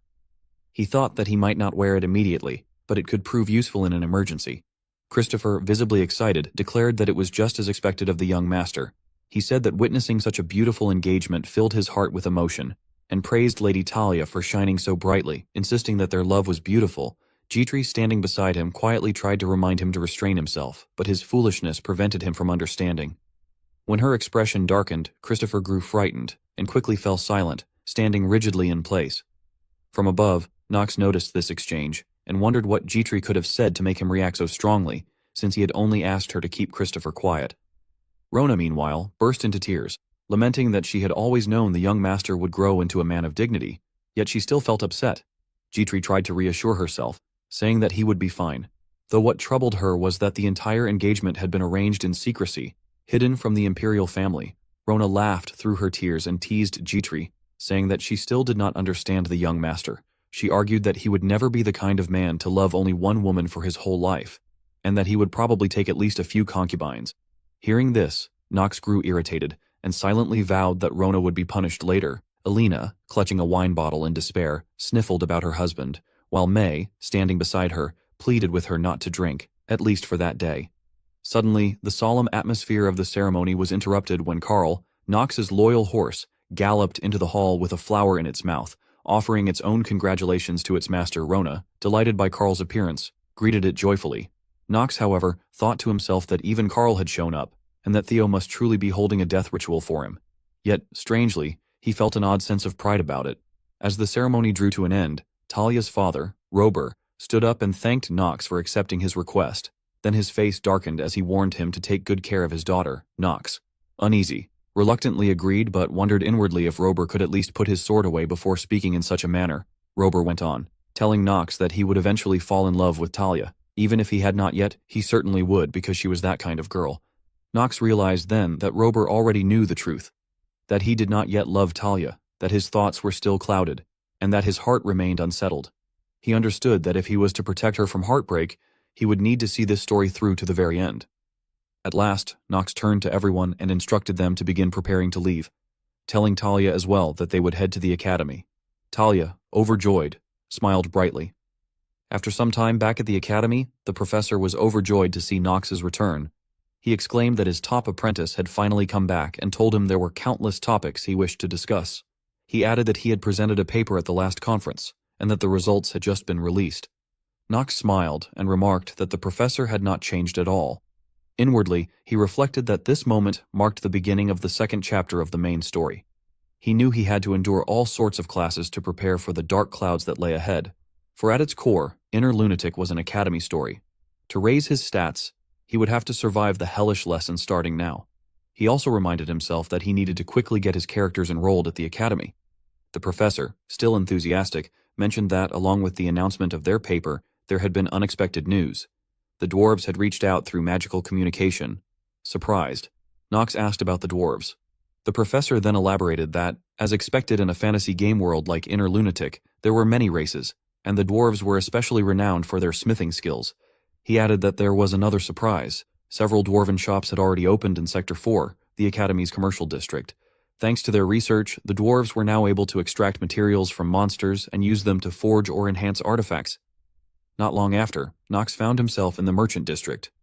Seeing the bustling shops, he thought to himself that the crafting and enhancement system had finally been unlocked. Looking back, he admitted that his luck stat of 10 had felt nearly useless up until now. But at last, he could say goodbye to the days of suffering from cursed RNG and begin benefiting properly from equipment. Jitri then remarked that thanks to his paper, Sector 4 had undergone dramatic changes. She added that it seemed like he was finally maturing, and as someone who served him, she felt genuinely relieved. Nox teasingly asked if she was worrying about him now, though inwardly he admitted that it was good to hear her words. He noticed that her face had brightened recently, and he reflected that if he hadn't saved her, Jitri might have become a tragic victim. He was truly glad that he had saved her. Yet, despite the changes in the future, he reminded himself that he still had to keep up the act of being a scoundrel during the main story. Later, they arrived at a smithy where a dwarf was busy forging weapons. Nox greeted him, but the dwarf turned to them with an unfriendly look and demanded to know who they were. Nox thought privately that the way the dwarf spoke was incredibly rude. Choosing to ignore the attitude, he stated that he had come because he wanted equipment made. The dwarf gave him a skeptical look and scoffed, saying that he surely wasn't the first arrogant noble brat to visit. He asked if Nox thought weapons appeared out of thin air upon command, then pointed out that he didn't even have any demon materials.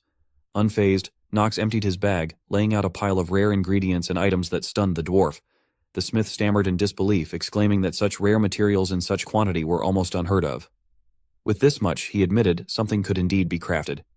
His tone softened, and he invited them inside. He then introduced himself, saying his name was not Dwarf, but Arson, and asked them to remember that, since calling them merely by their race was highly disrespectful. Nox, however, brushed it aside, and mockingly referred to him as Dwarf again. Enraged, Arson shouted that Nox could call him whatever he liked. Ugly, shorty, bearded gnome. It didn't matter. Nox smirked to himself, thinking that Arson was exactly as he remembered. He had truly wanted to meet him. For dwarves were the best race for roasting. Their reactions were dramatic, their tempers explosive, and the impact always entertaining. Even among players of the game, many continued to call them by their race name for that very reason. To most characters in the game, dwarves were treated as nothing more than crafting stations anyway. Shifting to a more serious tone, Nox addressed him by name and remarked that he knew he wasn't the only noble from the academy to visit this workshop. Arson admitted that was true, but added that Nox was only the second to bring actual materials. Then he paused, confused, and asked what Nox had just called him. To smooth things over, Jitri interjected, explaining that their young master was a man of reason and that what had happened earlier had merely been a joke. Brightening, Arson exclaimed that perhaps the young man wasn't so bad after all, then eagerly asked which noble house he was from. Nox answered simply that he was from House Reinhafer. At once, Arson's expression shifted to fear. He stammered, repeating the name of the house as if confirming it, before nervously asking what kind of equipment Nox wished to have made. Puzzled, Nox questioned the sudden change in attitude and asked if something was wrong. The dwarf hastily insisted that this was how he always spoke, forcing out a strained laugh. Observing Arson's sudden shift in attitude, Nox immediately understood the reason. A few years earlier, his father, Theo von Reinhafer, had brought an end to the war started by the Dwarf King, utterly defeating the dwarves. Though it had not yet been revealed in the story, Arson was a descendant of the former Dwarf King. Naturally, the mere mention of the name Reinhafer was enough to provoke such a reaction. Afterward, Nox presented a blueprint of armor and suggested that, if there was no problem, they should continue. He asked Arson if he could craft armor based on that design. When Arson saw the blueprint, his eyes lit up with excitement. He exclaimed that the listed materials were extraordinary.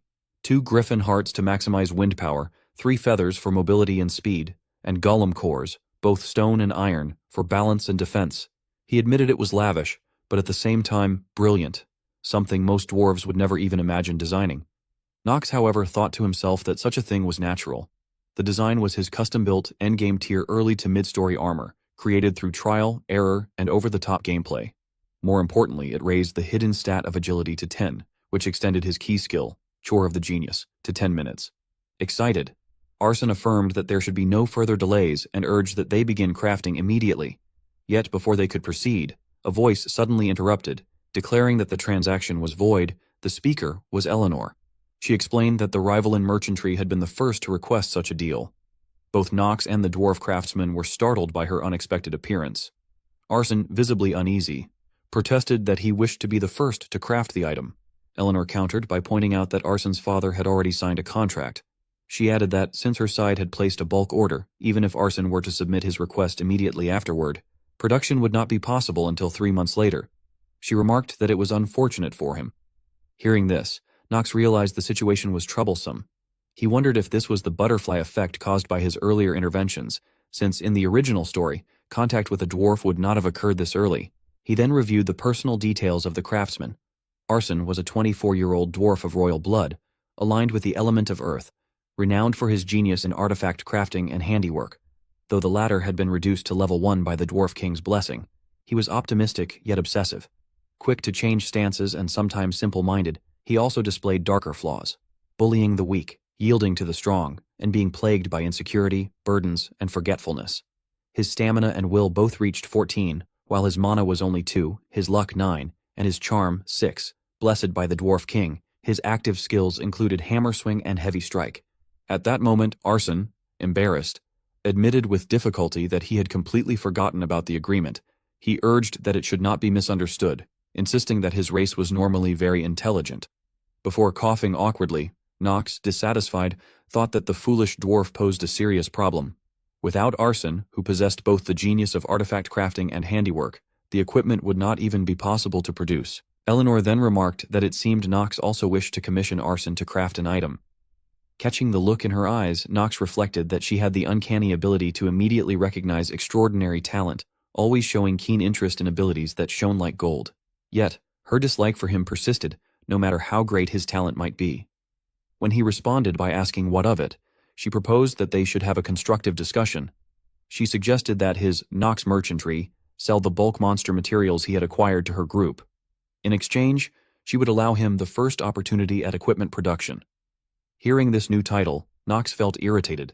He wondered what Nox merchantry was supposed to mean, and suspected that Grain had once again acted on his own without orders.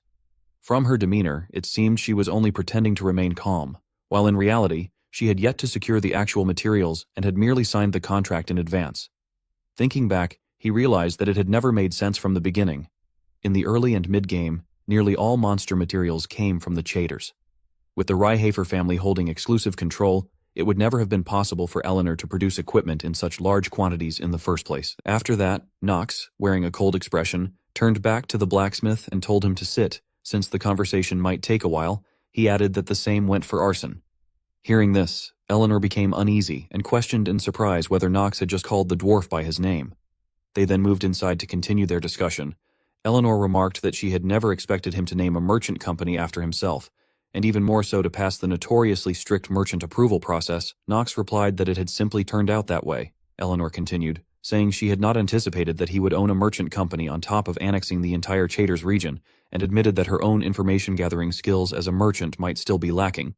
Nox, feeling irritated, thought to himself that this was just her prejudice. Eleanor went straight to the point and declared that the Rivalin Merchant Company would purchase all the Chaders monster materials he had listed on the market. She emphasized that they would pay the full price, for their honor was at stake. Nox reflected silently that when it came to profit, Eleanor always threw herself into matters with great passion. The hunger for love she had never received from her father, the wealthy magnate Clarkson, had twisted into a relentless desire to seize more and more, to shake people by controlling resources. To Nox, she was a tragic figure in many ways, and it did not help that he himself was tied to one of her deepest traumas. He resolved inwardly that he would never sell all monster materials to a single family, since allowing one family to monopolize resources would make it harder for others to produce artifacts, slowing their growth.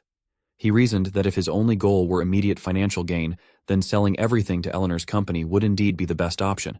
But what mattered most to him was the average growth statistics of his characters.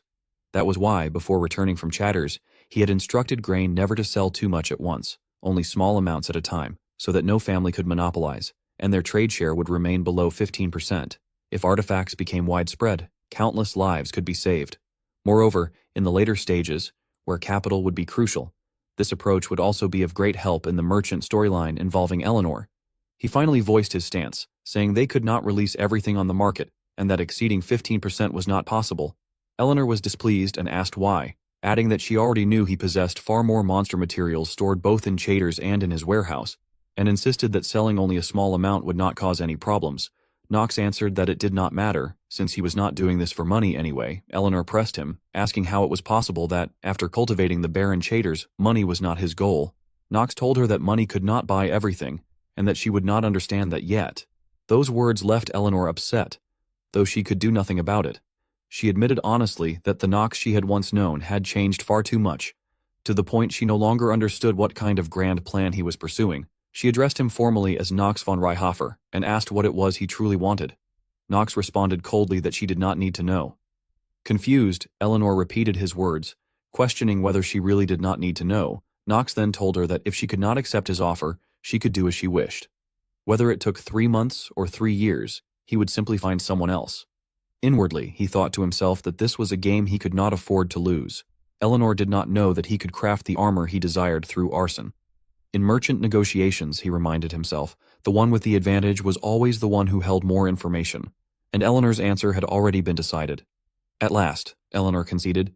She said she would buy 15% and give up the production order, since without the materials, they would be unable to produce anything anyway. The blacksmith was overjoyed and asked in excitement if that meant he would be allowed to craft the gear first. Eleanor confirmed it, instructing him, as dwarf number 1, to begin with their client's order. That immediately ignited the blacksmith's enthusiasm, and he exclaimed that his artisan spirit was burning, demanding to know what everyone was waiting for and urging them to come straight to the crafting table. But Knox interrupted, telling him to wait and to hold off on production for the moment, explaining that they would first begin with equipment enhancement. Arson's eyes widened as he noticed the mana crystal in Knox's hand. He recognized it as an enhancement crystal, a rare blue gem with a very low drop rate from monster hunts. He also understood that, at this stage, with no reliable success rates, a single careless enhancement could waste precious materials.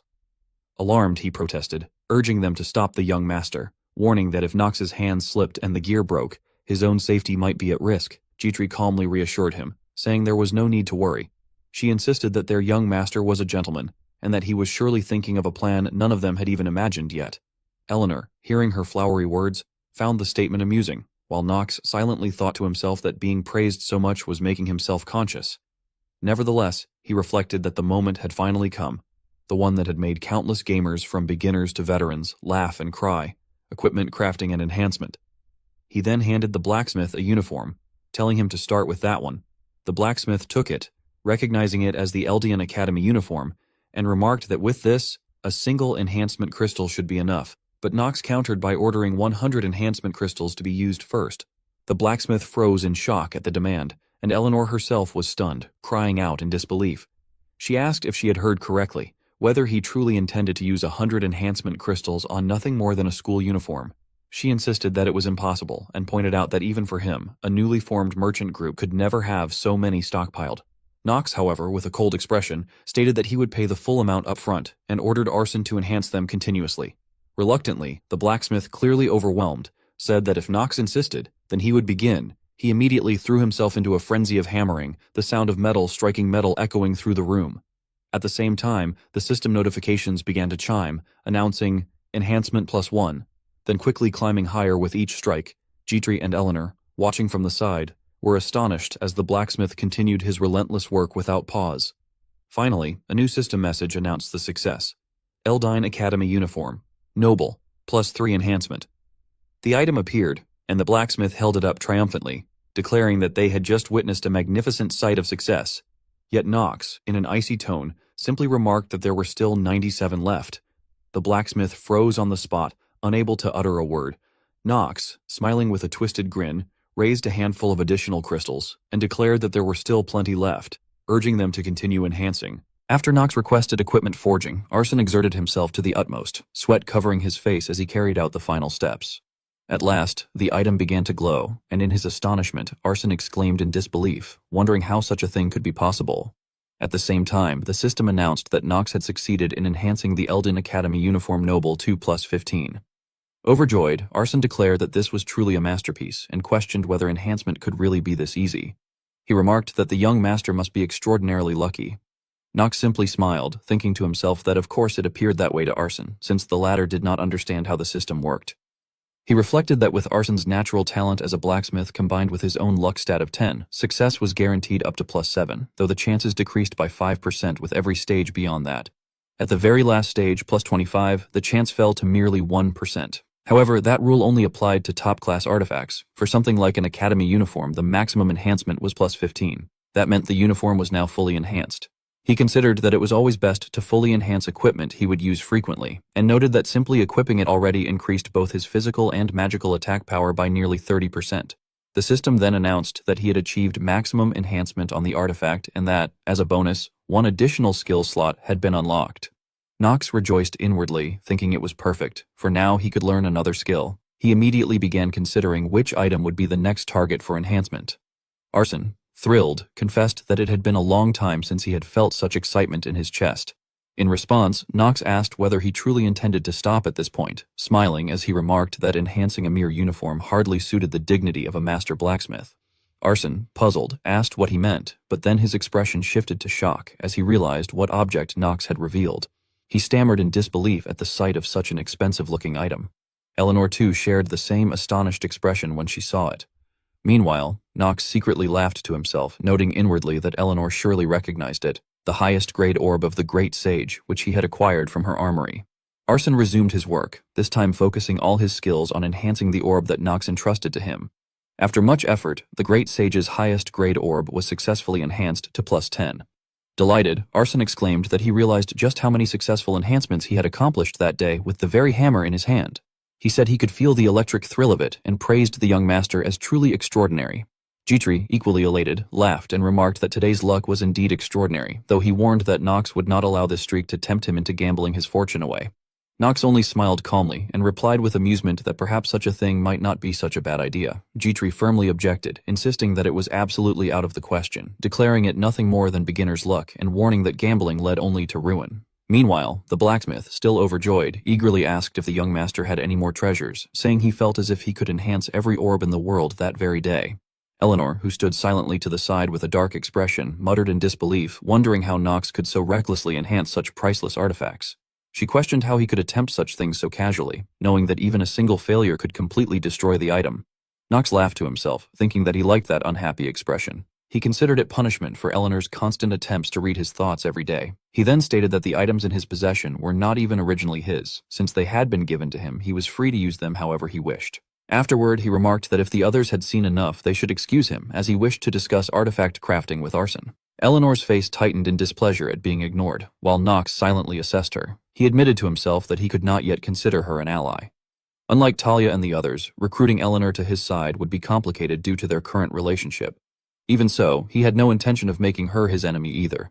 Her rivalry in merchantry, after all, did not align itself with any faction. In the final stages of conflict, they simply chose whichever side would benefit them most. Someday, he knew he would have to prove his value and bring them over to his cause, but now was not the right time. Eleanor then remarked that she would be leaving, adding that it was uncomfortable for her as well to listen to a business discussion that he clearly did not intend to share with her. Jitri immediately offered to escort her out, addressing her as Lady Eleanor. She laughed lightly and teased him by asking if Jitri was really his name, saying he need not try so hard to act before her since she could easily see through any attempt at deception. After she departed, Knox observed her with a thought that it was exactly as expected of Eleanor, the so-called genius of acting. In his mind, he concluded that Jitri's performance had likely only deepened her suspicion. Turning back to the matter at hand, Knox told Arson that they should return to their true topic, artifact crafting. Arson responded with a grin, declaring that he would use the young master's materials to create a genuine masterpiece and assured him that he could be counted on. Knox, however, grew more serious, drawing out the black sword and requesting one more thing before they began. It was then revealed that the blade was Stormbringer, the weapon of the first patriarch, one that Knox himself had never even seen before despite being a veteran of inner lunatic. He explained to Arson that the weapon had been passed down to him by his father, describing it as a peculiar blade that absorbed the wielder's mana and released it explosively. He said he wished to know more about it. Arson took the sword in hand, examining it carefully. After a moment, his eyes widened in surprise, and he asked Knox if he had ever heard of the White Dragon.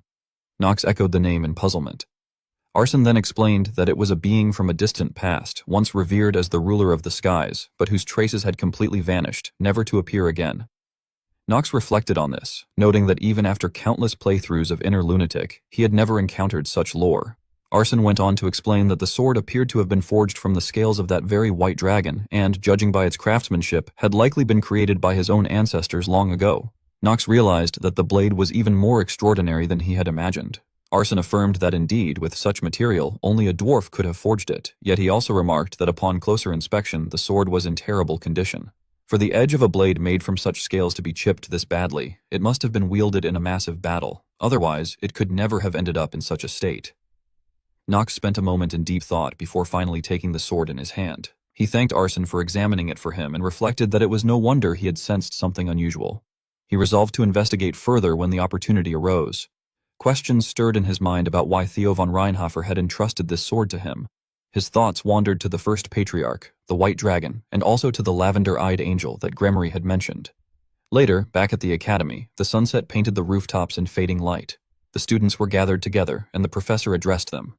He asked if everyone had assembled and declared that it was time to introduce himself again. He announced that his name was Burnin, and from that day onward he would be their swordsmanship instructor.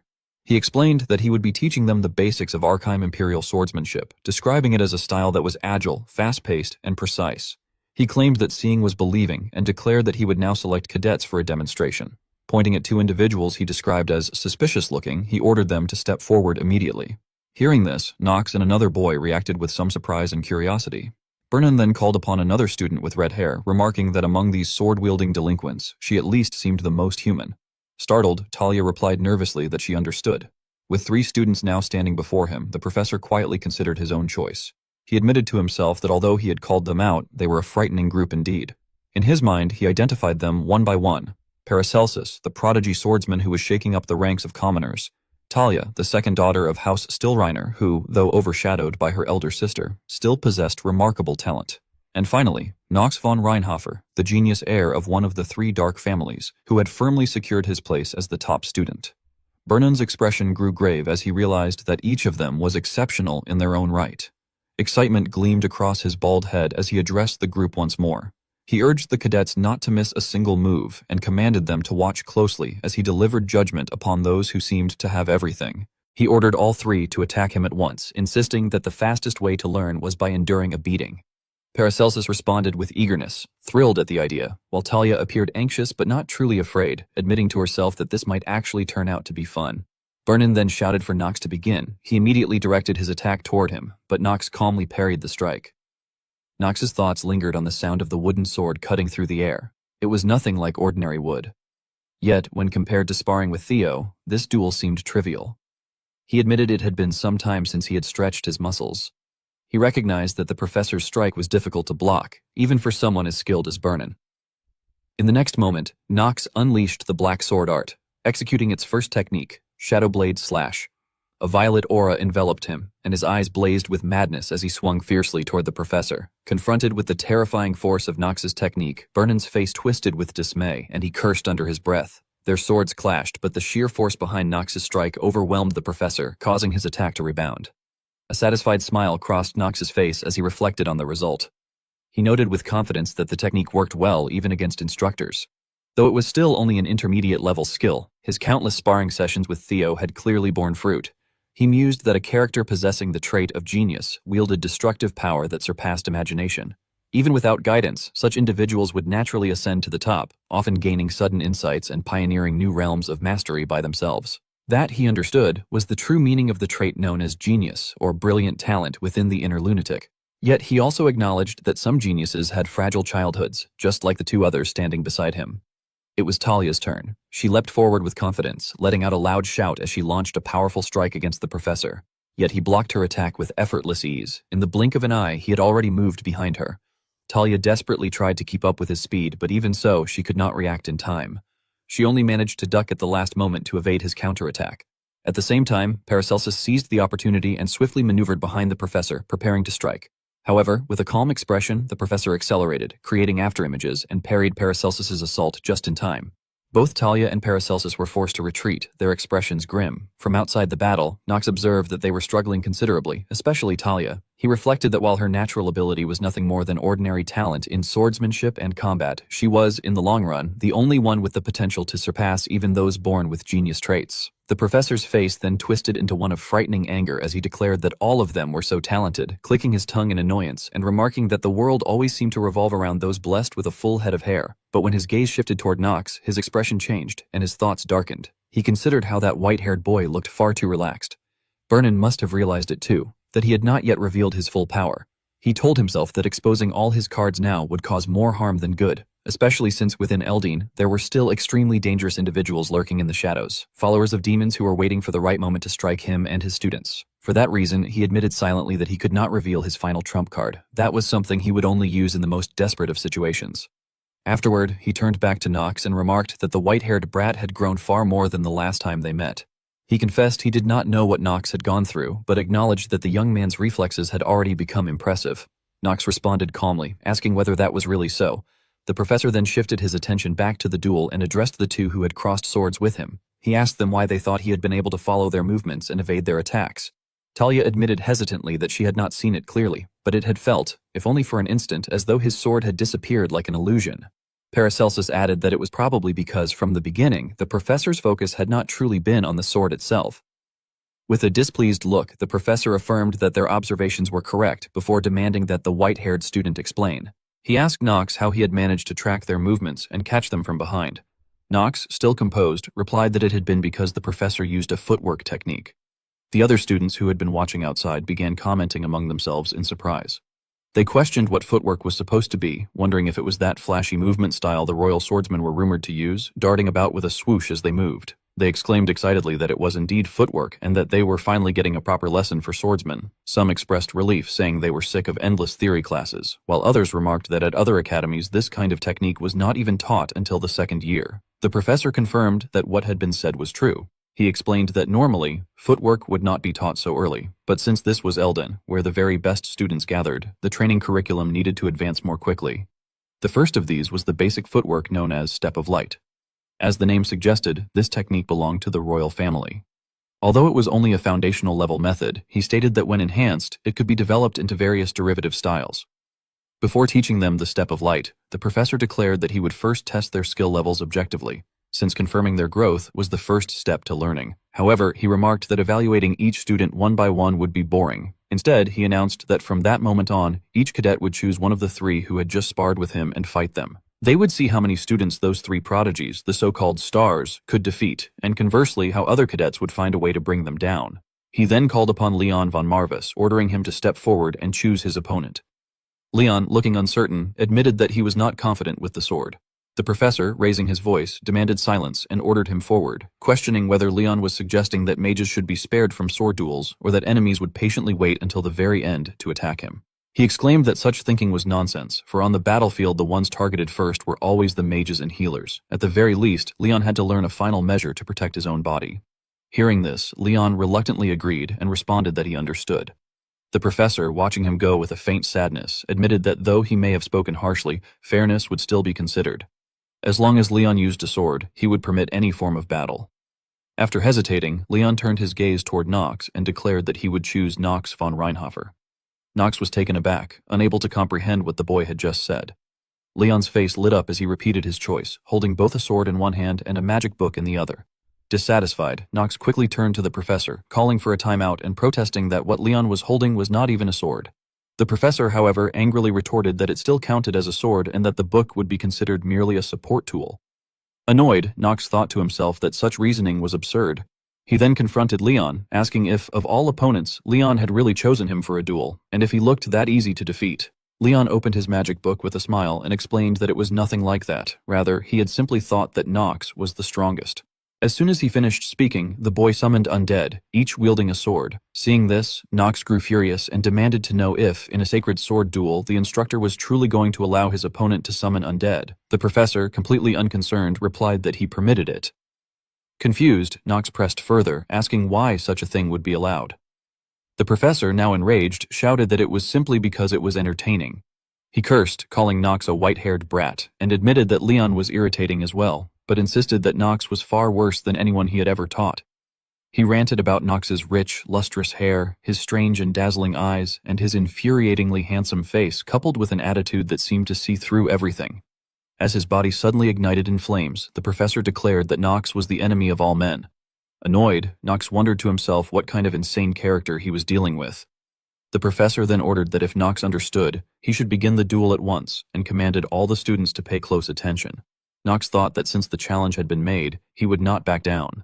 He did not care what methods or rules were used. Afterward, he smiled with confidence, his entire body flaring with a purple aura as he warned his opponent not to cry if Leon von Marvis were to lose. The undead immediately grew restless, their frenzy erupting as they charged toward Knox with a terrifying presence. The professor, who observed the battle with a cautious expression, admitted to himself that while he had indeed told them to use any means necessary, he had not expected Leon to summon the undead so quickly. He reflected that it was only natural for someone of the dark families, and what struck him most was that every single one of the summoned creatures possessed at least the strength of an intermediate knight. To summon dozens of such beings freely, without restrictions, one would need to command an immense reservoir of mana, a power that, in his estimation, could only be wielded by Princess Penelope, the direct royal bloodline of the Archive Empire. His thoughts drifted toward House Marvis, recalling how it had revived itself from near annihilation during the Territorial War, once ruled by a young patriarch. He speculated that this duel might lead to an unexpected turning point. Then again, perhaps not. After all, House Marvas had once been counted among the three great dark families alongside Reinhofer and Seder. Yet as soon as signs of decline had appeared, lords and nobles alike had conspired in betrayal and secret pacts. Because of that, Leon's father, Rune von Marvas, had been executed, and following the eruption of the Great Territorial War, the house had quickly fallen into ruin. On that day, the young and naive Leon had witnessed the true face of nobility, and that revelation had shaped in him a perspective utterly different from other aristocrats. For the sake of victory, he no longer cared whether his honor was tarnished. He would always find a way to prevail, regardless of what sacrifices were required. That desperation, coupled with his sharp judgment, had been what allowed him to achieve victory in the last territorial war and preserve his household. The professor admitted to himself that if it were Leon, then even the white-haired one might struggle against him. Yet soon, disbelief began to cloud the professor's eyes, for the sight before him overturned his expectations. Leon's undead were fierce, their madness driving them to swarm Nox with overwhelming force. And yet, Nox cut them down with terrifying ease, shattering their bodies into fragments one after another. Each undead that rushed toward him was cleaved apart, and the image he projected was that of a war god, cold, merciless, and terrifying. At that moment, a thought seemed to resonate with the situation. There was always someone stronger. Beyond the sky there was another sky, and above every talent, an even greater talent existed. The professor realized that Nox's swordsmanship was utterly different. It was like a sword dance. It gave the impression that Nox was not fighting merely to win, but fighting to survive. All the students present could only stare in rapt attention, their expressions filled with caution. In the end, they were all forced to admit the same undeniable truth. Nox was overwhelming.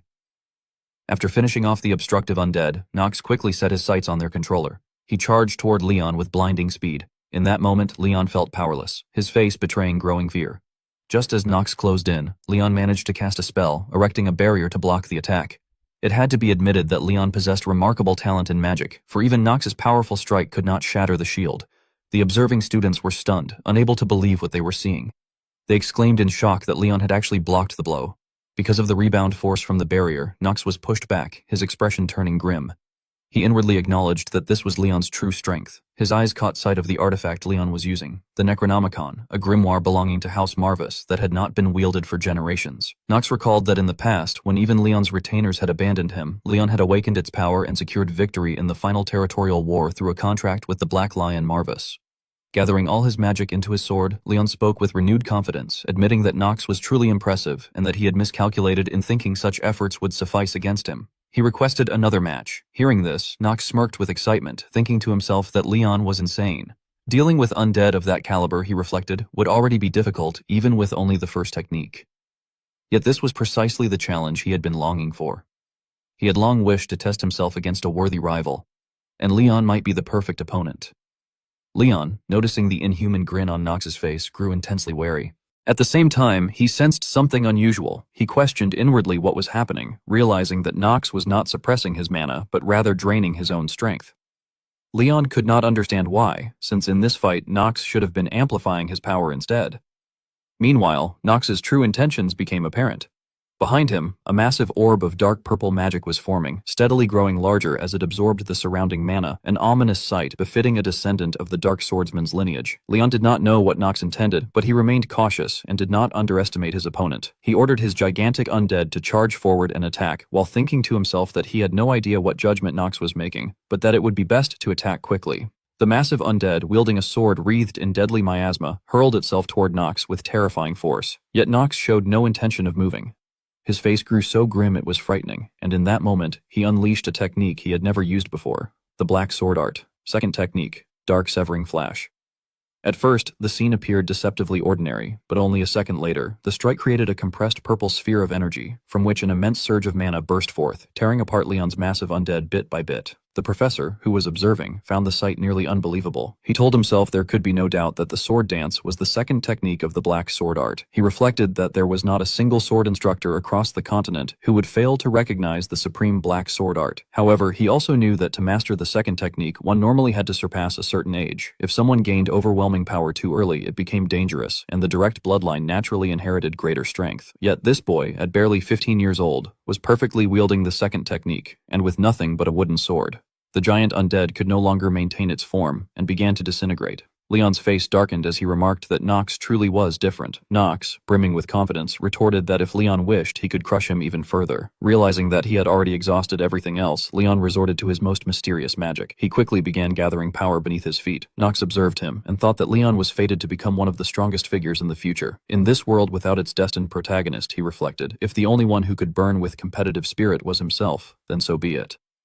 At that instant, a massive skull was summoned beneath Nox's position, and its gaping maw opened wide, attempting to swallow him whole.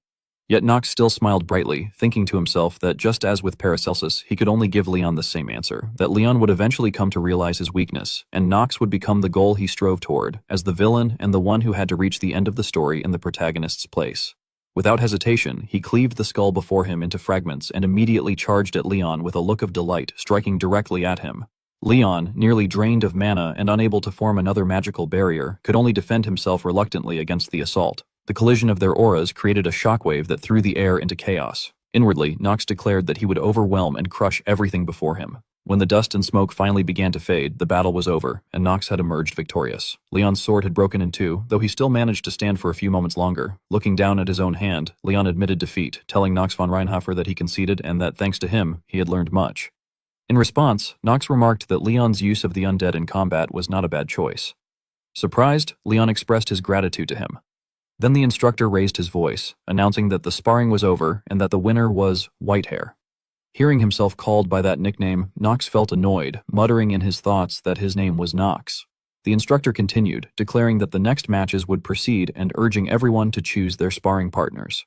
The other students, after witnessing the battle, hesitated and whispered among themselves that rather than face a monster like Nox, they would prefer to fight Paracelsus or Talia instead. Standing quietly in a corner, Paracelsus overheard their disparagement and, angered, drew his sword and shouted that if that was how they felt, then all of them could come at him at once. Meanwhile, Nox adjusted his stance, thinking with satisfaction that with the overwhelming difference in power he had shown from the start, those reckless enough to challenge him blindly would likely not appear for some time. At that moment, Princess Penelope stepped forward toward the instructor and stated that she too wished to select Nox von Reinhofer as her sparring partner. Her declaration left the rest of the students astonished that she would dare to challenge such a monster. Some tried to dissuade her, yet the princess herself remained calm and composed, as though she had some hidden intention.